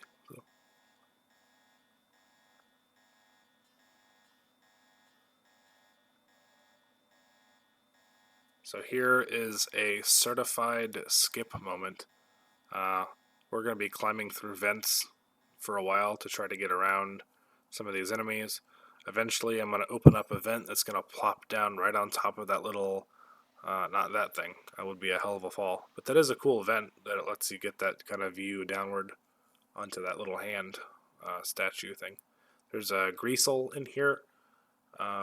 These guys on realistic mode are pretty much insta-kills. Or I shouldn't say insta-kill, they're a one-hit kill. If they spit poison on you, the fourth tick will always kill you no matter what, even from full health. I guess I don't know that to be 100% true, but I've been spit on by like 50 of them during the course of this playthrough, and I have died to all 50. So, maybe incredible coincidence, but I don't think so.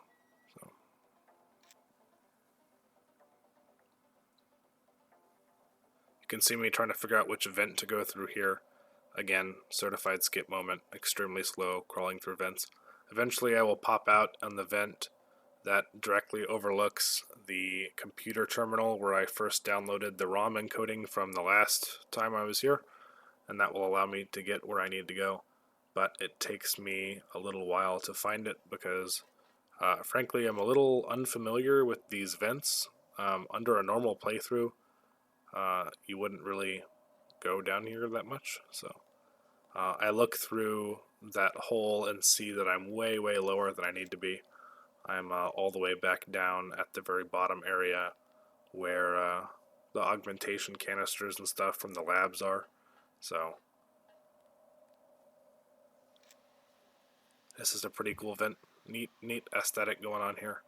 I'm not sure what the purpose is for all these red things. I assume maybe it's the virus being pumped somewhere, because you typically associate that red color with the virus, and VersaLife manufactures the virus, so maybe it just looks cool. I don't know. I didn't design the game, so probably for the best too. I would have done a terrible job.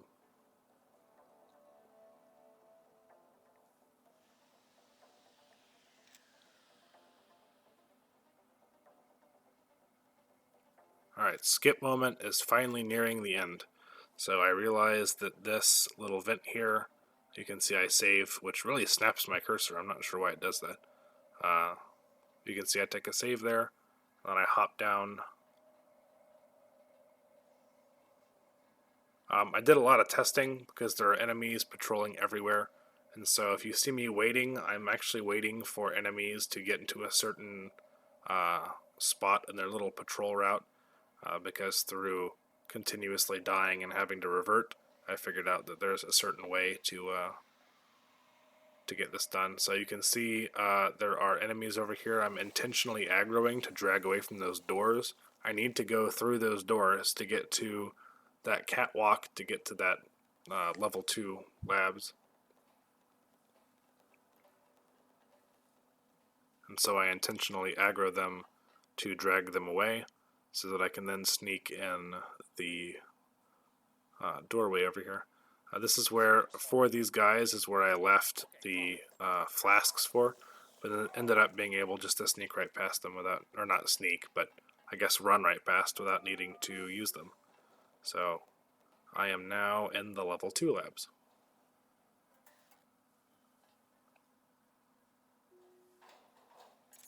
So this is our helper crate. So we're going to go through the little floor here, punch the code in,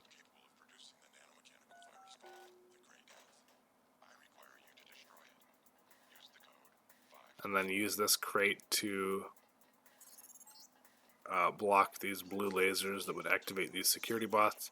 There is a scrambler grenade right on that shelf right there, which is, you know, in a good spot for if you're not doing an itemless run. You can just hit the bots with that. So, but obviously we can't. So. System we're looking for is in the laboratory up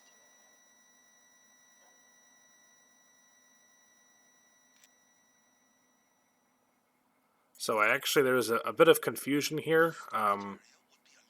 When I got to this point in the run, I actually wasn't sure there's a door on this far right that you have to open, and I couldn't remember how to open it, and you actually have to log into that computer terminal that lady is looking at the front there. But for whatever reason, I thought it was on this little security terminal, and that those two buttons are what did it, but they're actually not. And so you'll see me walk over there and then get confused and have to come back. So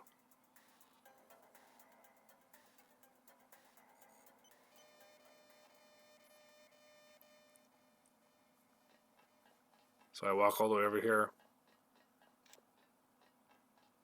and then much to my shock, the doors are still locked. So you can see me get a little confused and then try my nano key, thinking that maybe I missed a key somewhere. But I didn't. It's just this little terminal right here, which I have the password for. And then I tap both those buttons, and then now we can continue on. Looks like you stumbled on more than the schematics. You better get out of there. So Maggie Chow is sitting at the bottom there. Normally she runs up to you. There are a lot of characters in this game that want to run up and talk to you before they kill you. Gunther Herman is one of them. Walton Simons is one of them. And Maggie Chow here is one of them as well. I get a much needed health bot right here. Or medical bot. Med bot are what they're called. So I did actually see what it was called that time. So... but because they want to talk to you first, you can actually just run past them. I typo, I think, the code here like 3 times. So she does finally aggro to us, but she pulls out a sword instead of a gun, and we can just run past her. So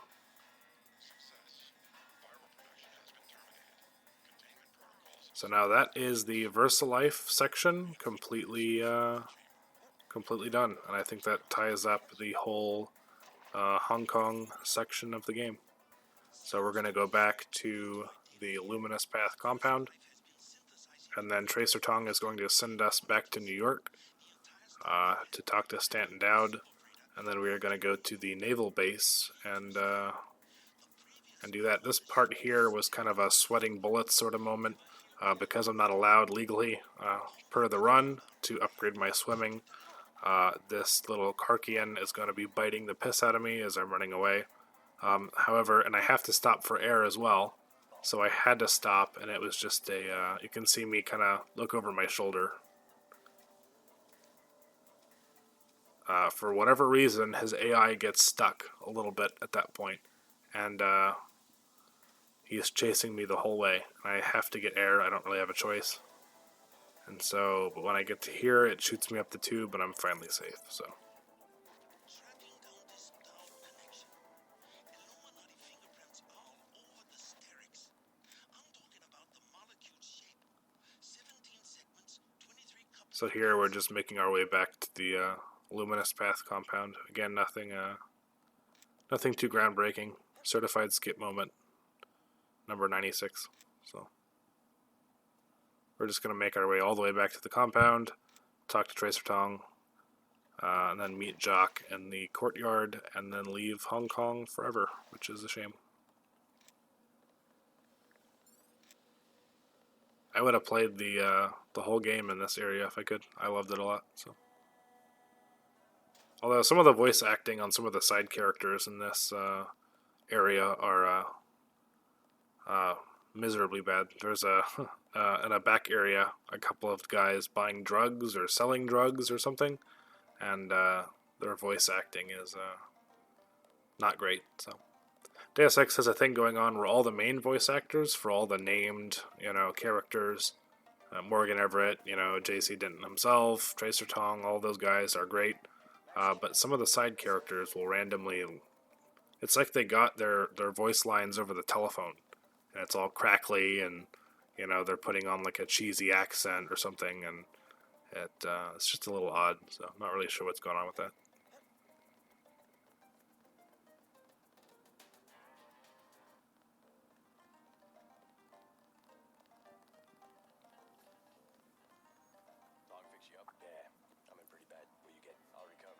So Paul's here. We're gonna go refill our eyeballs again. Little repair bots will only fill 75% at a time, which is not enough to completely top me off here, but it gets me close enough. And in fact, actually, because the map has not been loaded into for long enough, I have to wait. So.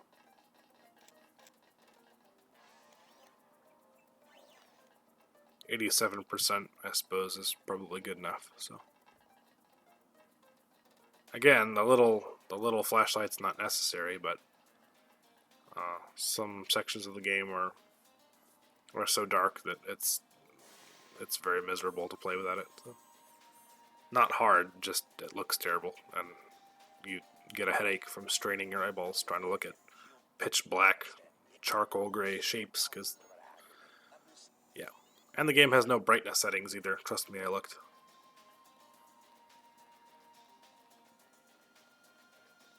Actually, I take that back. It does have brightness settings, but it's either 1, which I assume is default, or less than 1, which I can only assume is even worse than it is now. So I don't know why that was even an option, but...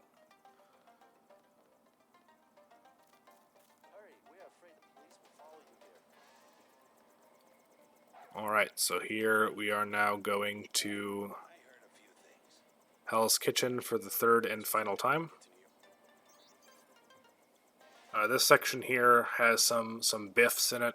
In fact, this whole section here, both the Hell's Kitchen visit and the Naval Shipyard, I'm not actually super happy with.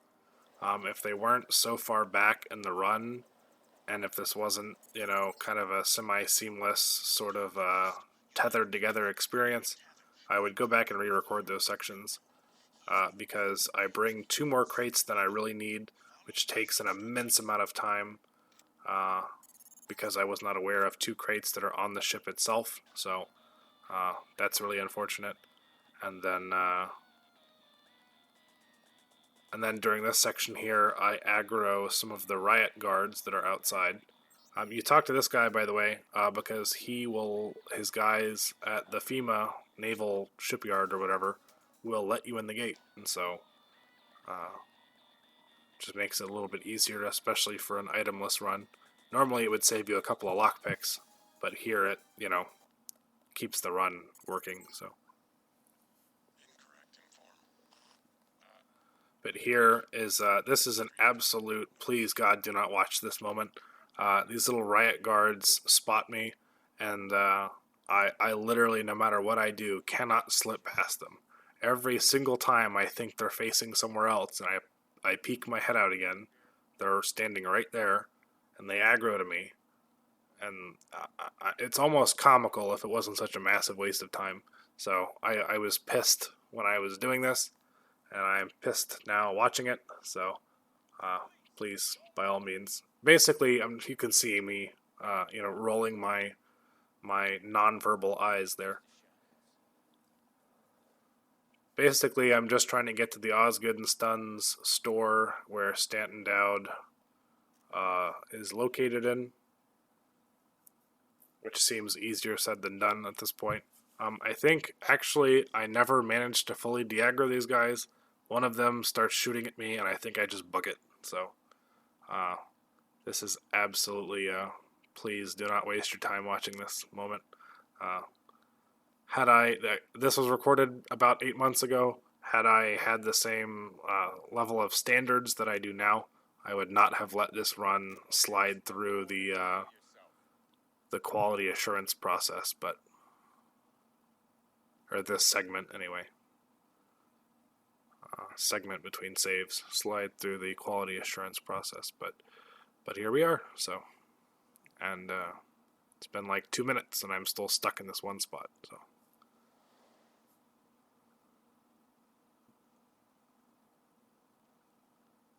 This is an example right here of just how dark the game is. You cannot see anything other than that. And yep, I just start getting shot at, and I run into the store and fall into a hole and just decide to wait it out in there. So.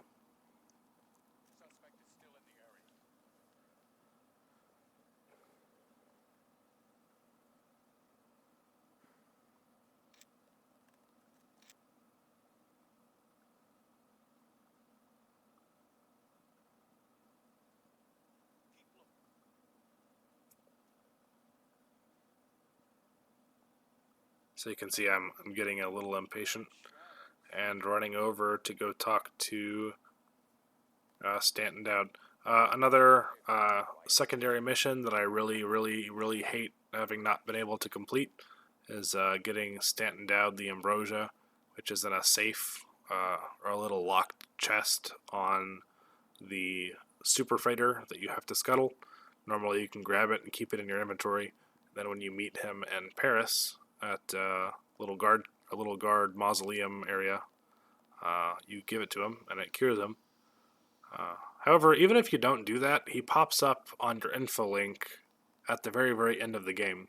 So I guess that he doesn't die. So.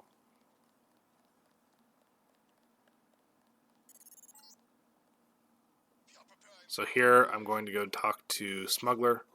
I think I have to. To be honest, for recording this commentary, the sound is muted because I'm not actually wearing the headset that the mic is on because it picks up too much audio. It probably already is picking up too much audio. So if you hear breathing or clicking or whatever, I apologize. I'm not. So here I thought this laser, if I put a crate in front of it, would not activate, and I found out the hard way it does in fact activate when you put a box in front of it. So here's example number 2 of inconsistent laser results. So however, once we talk to Smuggler, that bot will deactivate. So, but yes, like I said, if you hear any scratching or breathing or whatever, I'm trying my best, but I'm unwilling to buy a crazy expensive microphone with pop filters and mess around with effects and settings and stuff for 500 years for this commentary that is superimposed over a 22-year-old game. So I will, however, apologize. So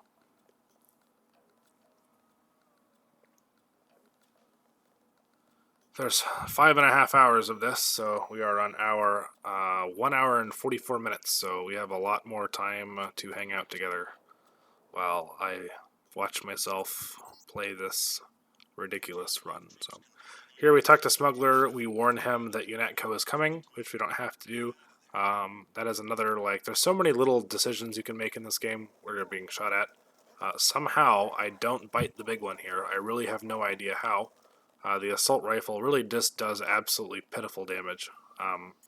Those guys decide to run that way for some reason, and I'm able to climb back onto the roof after a little bit of screwing up, stepping on a box, and leave. So that's fortunate. But there are so many little side missions and so many things you can say to characters that have ramifications later on.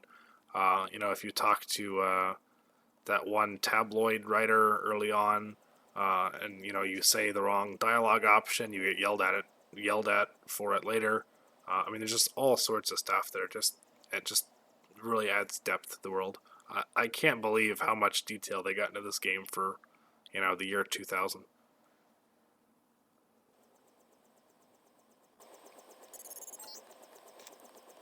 Alright, so now we are at the naval base. So this whole section, I really, really hate. It's not particularly difficult. It's just really long and tedious. You have to scuttle a super freighter while not being able to use explosives, which obviously is a little tough here. So you can see that there are explosives inside one of these warehouses that are accessible through a vent in this warehouse. It's tough. It's not fun. If you want the gist of it, I go get crates. I drag crates all the way to the super freighter. 100% a skippable moment. 100%. So I would make very judicious use of that right arrow key here. I go through some vents. There are a couple of neat little platforming things I do in the tunnels.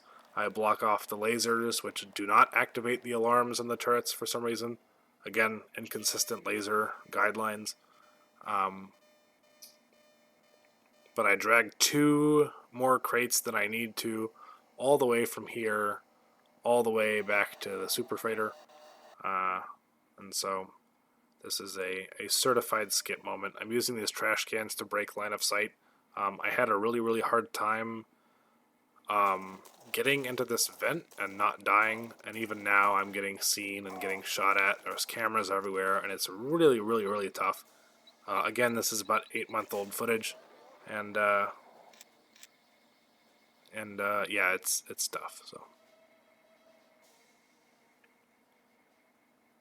this might actually be like maybe 6-month or 5-month-old footage, because I spent about a month or 2 both working on and taking a break from that Hong Kong section where you have to get in the... I blocked myself at the vent here, but that Hong Kong section where you have to use the gap gun helipad guy to...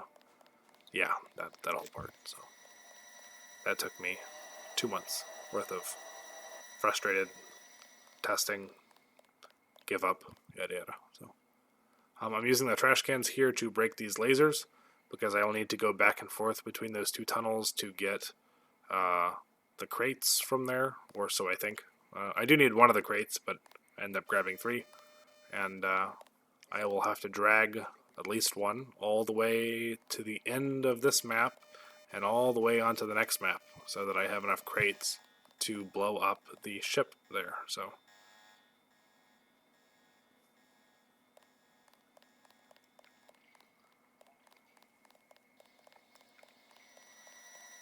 again, at risk of sounding like a broken record, this is probably pretty skippable.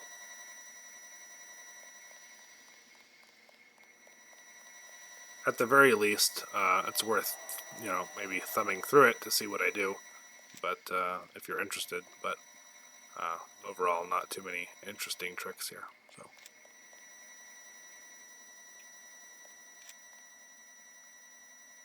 you can see I take a save.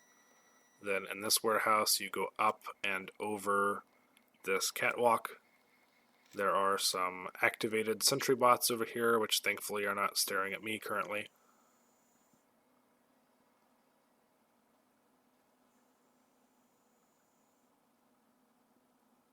And then you can get to a computer terminal inside that room at the far back right there, which opens up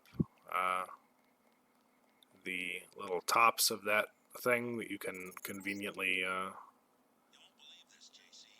go back up and out, so that's helpful. Actually, this computer terminal turns the bots off. I forgot. So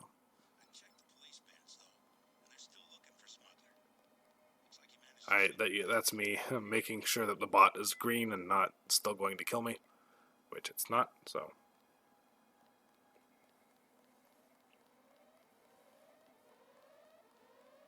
all right. So again, I only need one of these crates, but I take 3 because I did not see crates that were on the ship, unfortunately. So, which I really, really have no idea how I missed those. I could not even begin to tell you.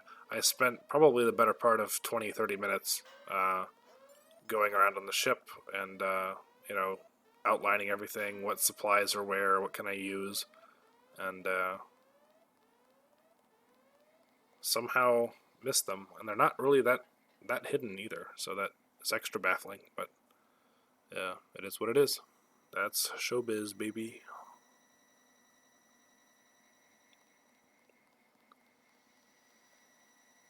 Again, I mean, this is the most skippable part on the planet. I'm just dragging crates. I walk all the way back, I grab another crate, I go back over, I put it there.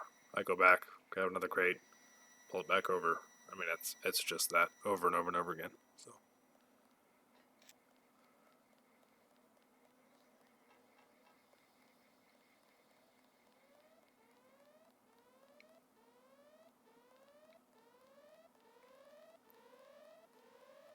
So this first video is shaping up to be about 2 hours and 24 minutes long.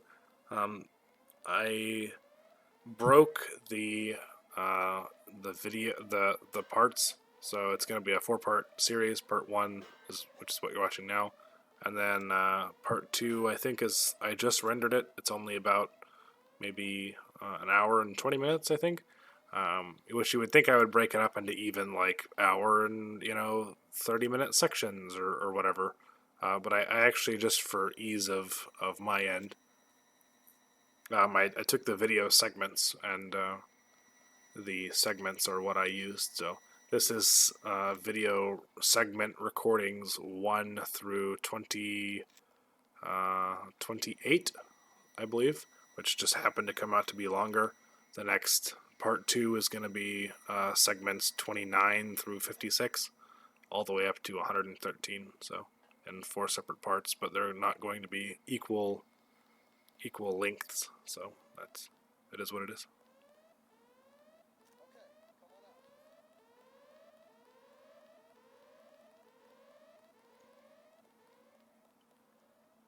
So this is me grabbing the final crate here. The final crate that I think I need, and then I will have to do this very amusing and nerve-wracking crate juggle through some tripwire alarms, which will activate spider bots if I screw up, and all the way across these suspended little pipe tubing things, which is maybe amusing to watch if nothing else. So maybe a little slow-paced, but amusing to watch if nothing else.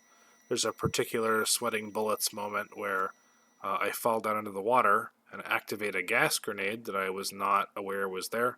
You can see me take a save there, and I come extremely close to dying, which would have caused me to have to redo that particular section.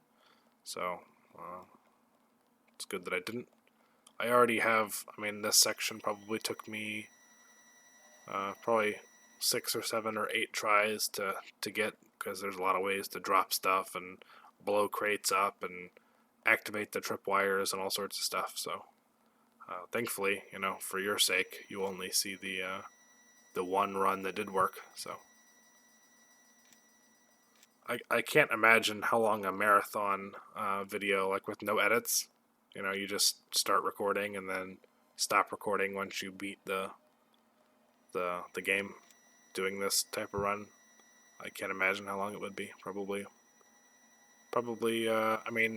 even edited for only the sections that work, it's 5.5 hours. So 20 hours maybe 15, 20 hours. So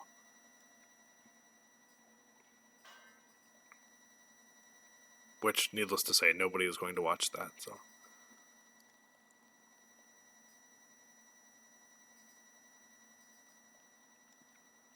So here we are stacking crates, and we have to kind of hop on the edge of the pipe, which is not fun. Throw the crate across, hop on the next pipe, throw the crate across, hop on the next pipe.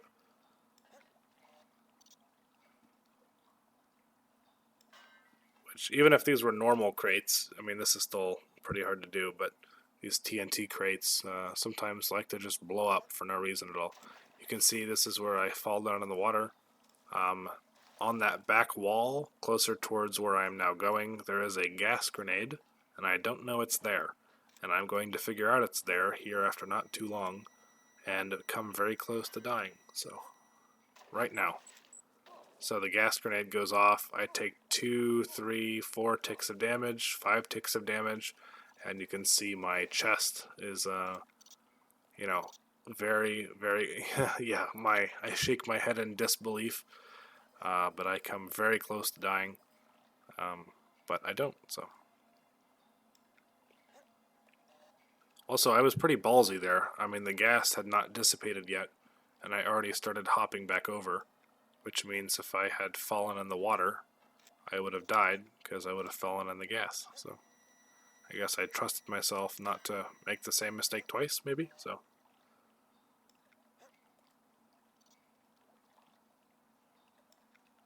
again, I only needed one of these crates. This whole section would have gone so much quicker had I only grabbed one. So, but I didn't.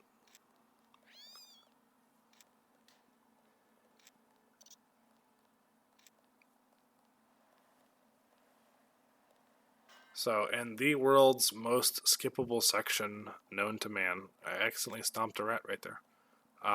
World's most skippable section known to man, I am all the way back at the beginning of the level. Behind the gate that the guy opened for me. And I have to drag these crates all the way to the end of the level. And so please, for your own sanity, do not watch this. It's miserable. It wasn't fun to do it. Frankly, it's not fun to commentate over it. There's nothing going on here that needs explanation or anything. So,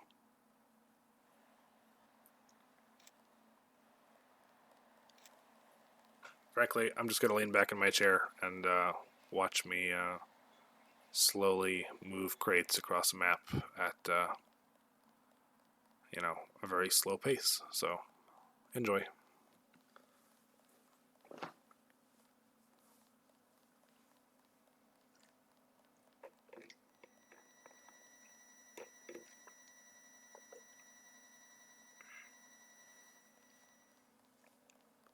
There is another laser there that is blockable by an object that will not set off the alarm. So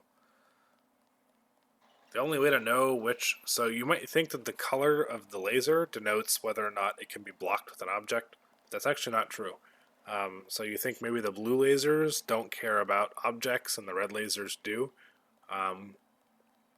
But there are plenty of sections later in the game where, because I used to think that, and I would see a blue laser and I would put an object in front of it, and then it would set it off.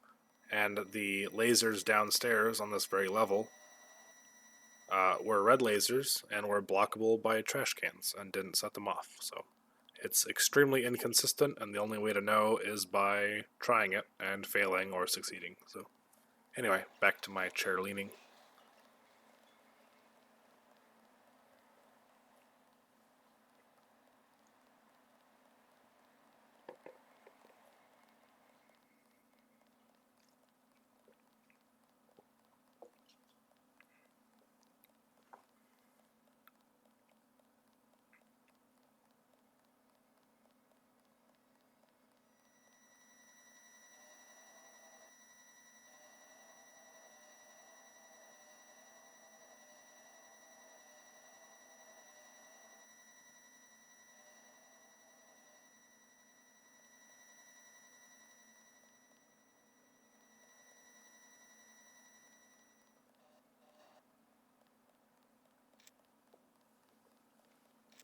I think I took a save there, because if anything happened, say a bot saw me or a NPC saw me or something, I did not want to have to go drag all these crates back across the map all over again. So I think there's a section here coming up where I go to get the crates in the front door of the building, where there's a guy and a bot that are patrolling across there, and I think I have a few problems with it. So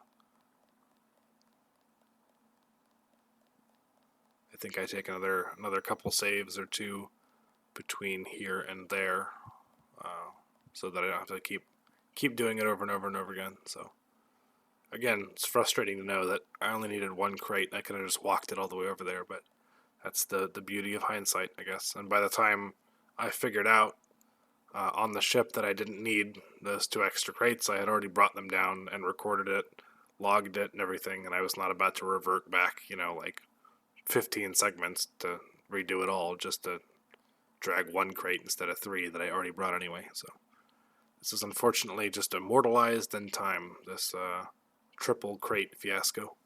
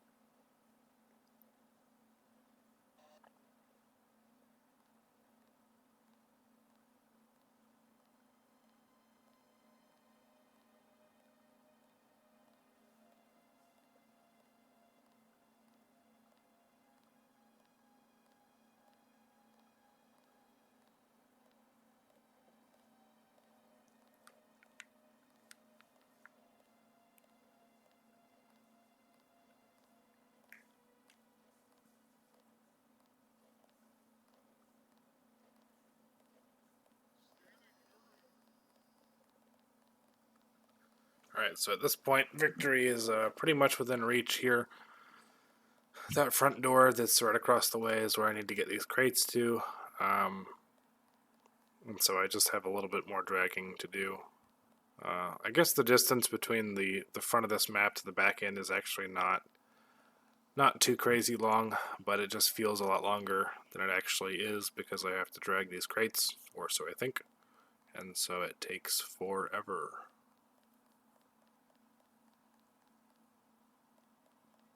But it's interesting that they give you enough crates to be able to scuttle an entire ship without having to use a single grenade or gap rocket or gap gun or anything. So the game designers, you can see I took a save there. The game designers definitely left you, with the tools for the job on this one. There's gap rockets and lambs and laws and stuff all over the map and everywhere. So I guess the players have no excuse for not being able to break those tri-hull welds. So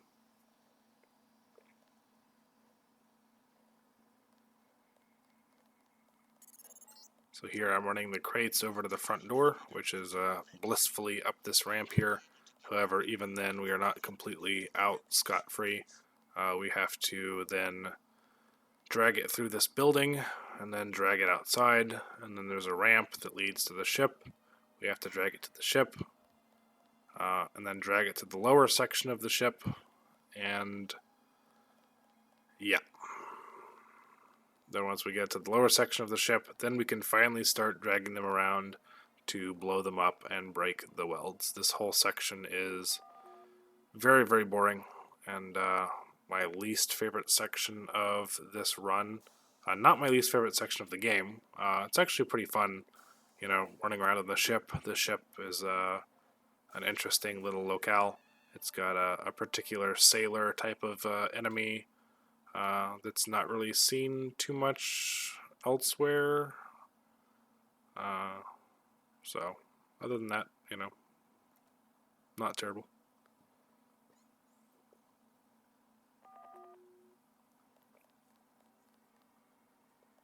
That guy, that little soldier guy, aggroed to me, but then promptly went elsewhere. So Now I have the job of dragging these into this save, or this load zone here. So, fun fact, you can bring TNT crates through a load zone, but for whatever reason, and I've tested this before, if you use the microfibril arm augmentation to carry explosive barrels, they do not remain explosive between load zones. I'm not sure why that is. They will turn into normal rusty crate or rusty barrels when you go between one load zone to the next. So I'm not sure if that's the way that they coded it. Maybe all barrels start as normal barrels and can be assigned like different values or whatever. That I don't know. And then when you swap between zones, maybe it wipes those values.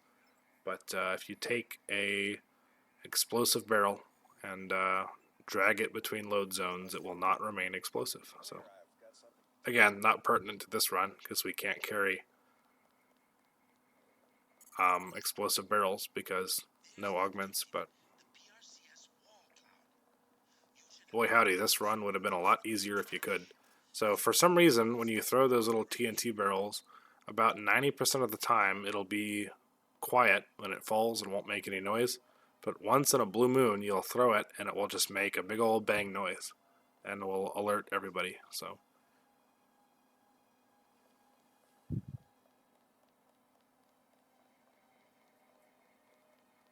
a little annoying and inconsistent sometimes, but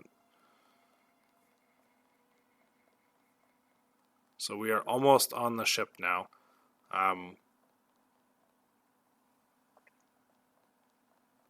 The section that comes after this is the mausoleum section that precedes Paris. That is the next brick point that I hit, and I will explain why it is a brick point when we get there.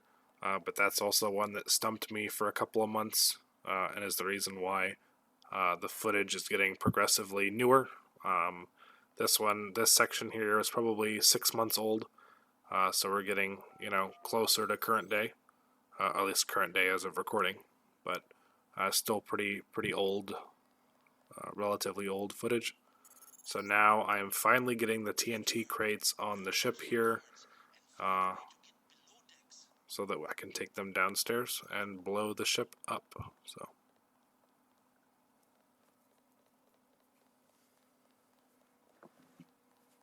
there aren't any tricks here that are particularly smart. Again, this whole section is not very genius, just kind of tedious. So not a big fan of sections that are like that because they don't make you feel smart or satisfied for beating them. You're just kind of miserable while you're doing them. So, but it is what it is. I did this run to myself, so I'm not blaming the game for that. But it doesn't make this section any more fun. This guy aggroes to me, and I do the old shut the door in your face trick. And I guess somebody shutting your door in your face convinces you that nobody is there. So he then promptly turns around and leaves. So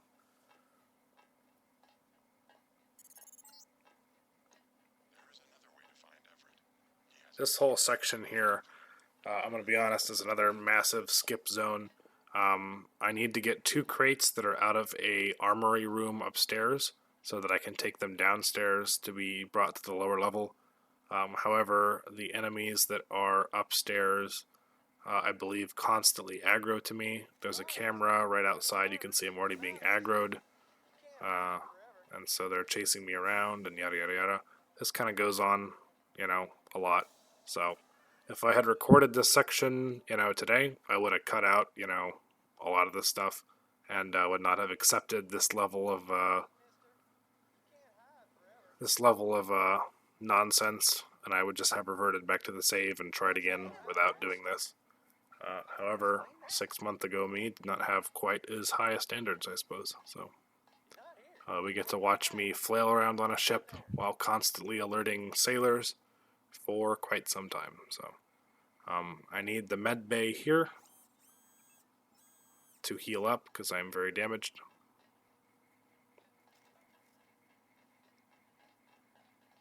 So that room across the way is the room that has the explosive crates in it. I'm not entirely sure where I'm going here. Oh, repair bot, right, for my eyeballs. course.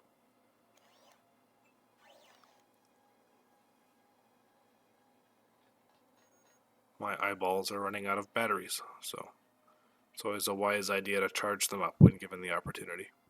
Because sometimes those repair bots are few and far between as well. They're more common than the med bots, that's for sure, but there are sections in the game, especially at the Vandenberg base or whatever, where there are spider bots that drain all of your bioelectric energy, and it's just really annoying playing without being able to see anything but black and gray blobs.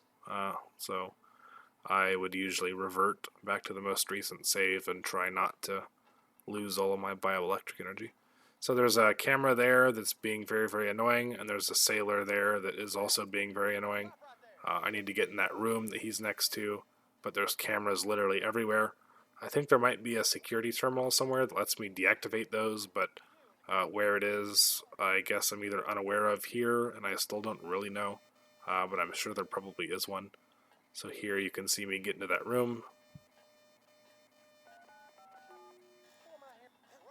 And then it, of course, aggroes a whole bunch of guys who chase me in here, and I have to wait for them to leave. So, again, top 10 reasons why this is a skippable zone. I'll give you the TLDR is that I get these crates downstairs. There you go. That's the section I go down there. So.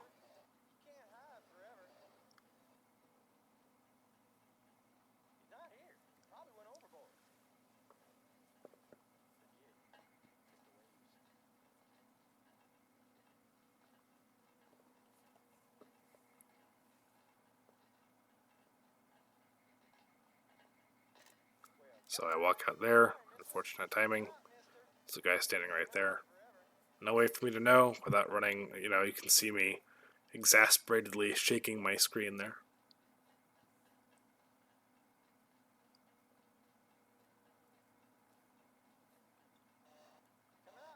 I was originally going to upload these videos with no commentary because the commentary is a lot of work and there's a lot of sections of this game where there's not a lot to talk about, but I can't imagine. It just seems like it would be very boring to watch without some context, and this is an extremely boring part. I can't imagine anybody, really watching. It's borderline, you wouldn't want to watch it even with commentary, but it would be made even worse if you were just sitting here in dead silence watching me poorly kite a bunch of sailors for 45 minutes. So here we are using this little helpful vent to escape the sailors and the cameras. Again, feel free to skip. Long story short, I get these crates downstairs finally, so there's no reason to watch all this.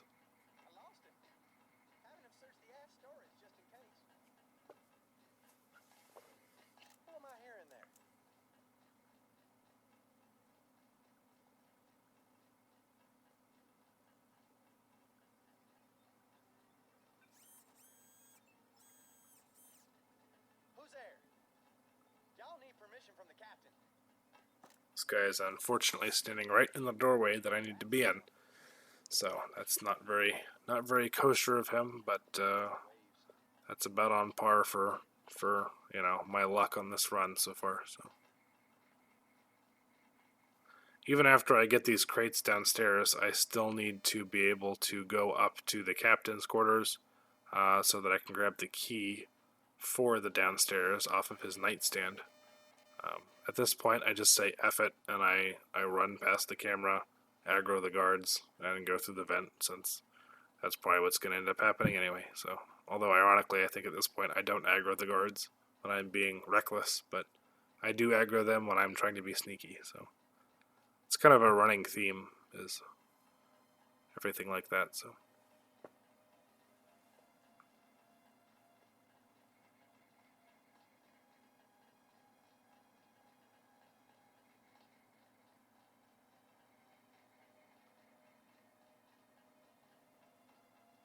So I finally get one of the crates downstairs. Finally. I don't have a timer up on how long that took, but an asinine amount of time is the amount of time that took. So that's crate 1 of 5, or 1 of 3 technically that I need, but in my current thinking at this point in time that's one of five, two upstairs, three outside that I need to bring down. So thankfully the three outside will be much easier to get in than the two upstairs. So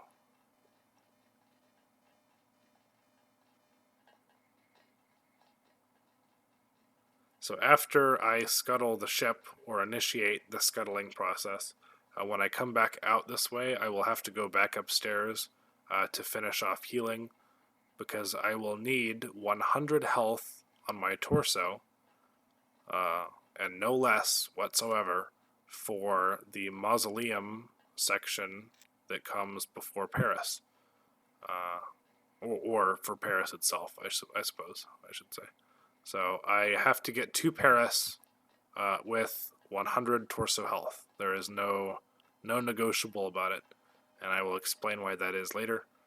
But just know that on my way back up, that's the last medbot I'm going to see for a while, so I will be double checking my torso health, and if I take any torso damage, I have to restart, which you won't see, of course, because you're only seeing the segments that worked. But just know that if I took damage to my torso, I restarted, because it is non-negotiable, unfortunately.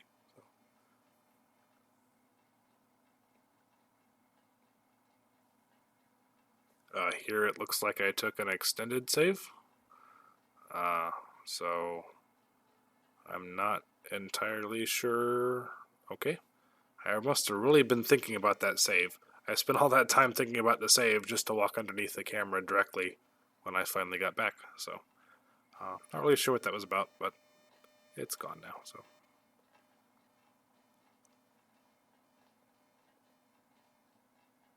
it definitely would have been worth it to try to find a panel that turned that camera off.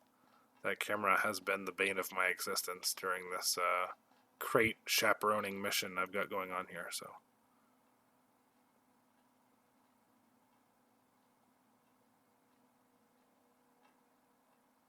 So there, my spidey sense was tingling, and I was pretty sure that that sailor was about to round the corner, and lo and behold, he was. So it's good that I did not aggro him for the 98th time.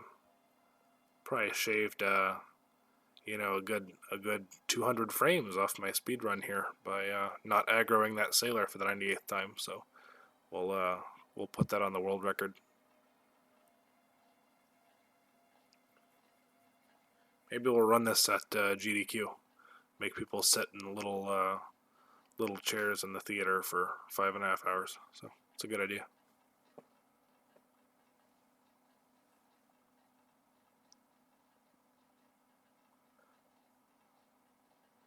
I'm sure this riveting run would get a lot of donations for a good cause, surely.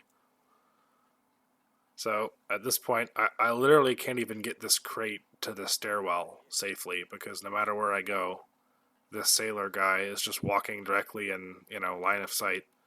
And so this section is deceptively difficult because of the camera placements, and while there are only two sailors, the locations in which they walk are extremely obnoxious, and they will see you all the time, no matter what, and makes it very tough. And after you initiate the scuttling of the ship, it will spawn soldiers in here as well. So I believe they're in green uniforms. I believe they're canonically FEMA soldiers or something, but I could be wrong on that. Maybe not. Maybe they're just the standard soldiers, but I can't remember. So this is finally, I believe, the 5th crate, and so I can now move down into the lower section to start scuttling the ship. So.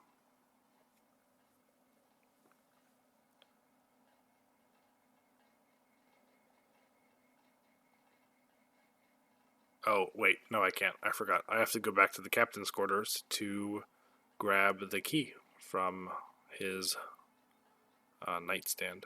So I'm not sure how I don't aggro the sailor there. What does or doesn't aggro some of these enemies is extremely inconsistent, which makes for a frustrating playthrough sometimes, but the game's 22 years old, so I forgot there was a camera there. I aggro everybody, I panic, I run, I go downstairs.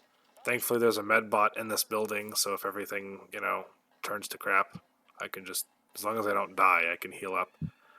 And I dragged a lot of the enemies downstairs, so there's a chance I could just go back up the stairs here and walk over there unhindered. So once I see that other sailor, I feel pretty safe. I go back upstairs. I grab the key, presumably.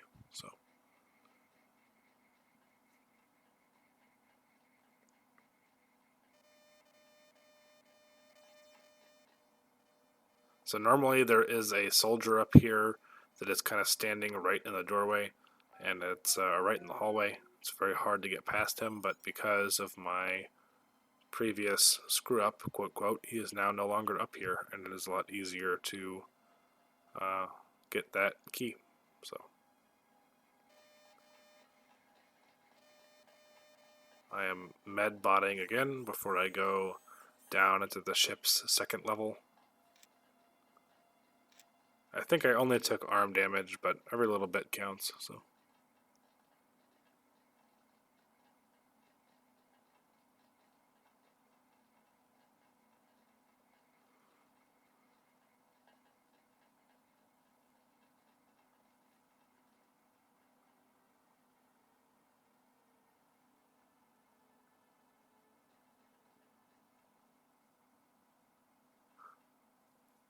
He says forget about it, just the waves, but I'm 95% sure the ship is docked. I don't know what happens there. Something happens and they kill that guy. I really have no idea what happened. You can see I'm equally as baffled during this run.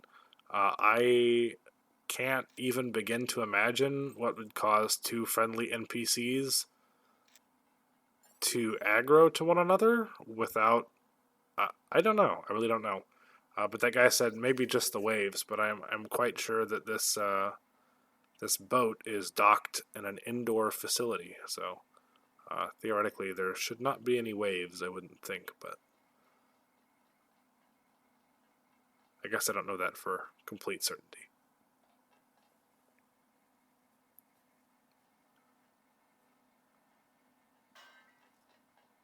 So one of these crates, I believe, makes a noise which aggroes all of the enemies here, which becomes a problem. I decide to do the two scuttle points that are closest to the exit here last, because whenever you throw these crates to blow them up, it aggroes these guys, and having them run around here while you're moving back and forth is just kind of a pain in the butt. So I save these two for last and go do the other three, then come back and knock these two out. It's a little bit hard, but overall not too bad. Unfortunately, again, this is an extremely tedious section right here, where it's a lot of sneaking around lines of sight on these guys here, and throwing crates on the floor to use for later. So.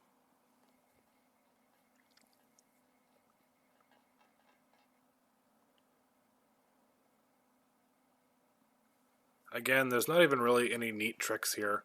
I just very, very slowly move these crates all over the place. I walk up to the weld, wherever it's located. I throw the crate, I walk away.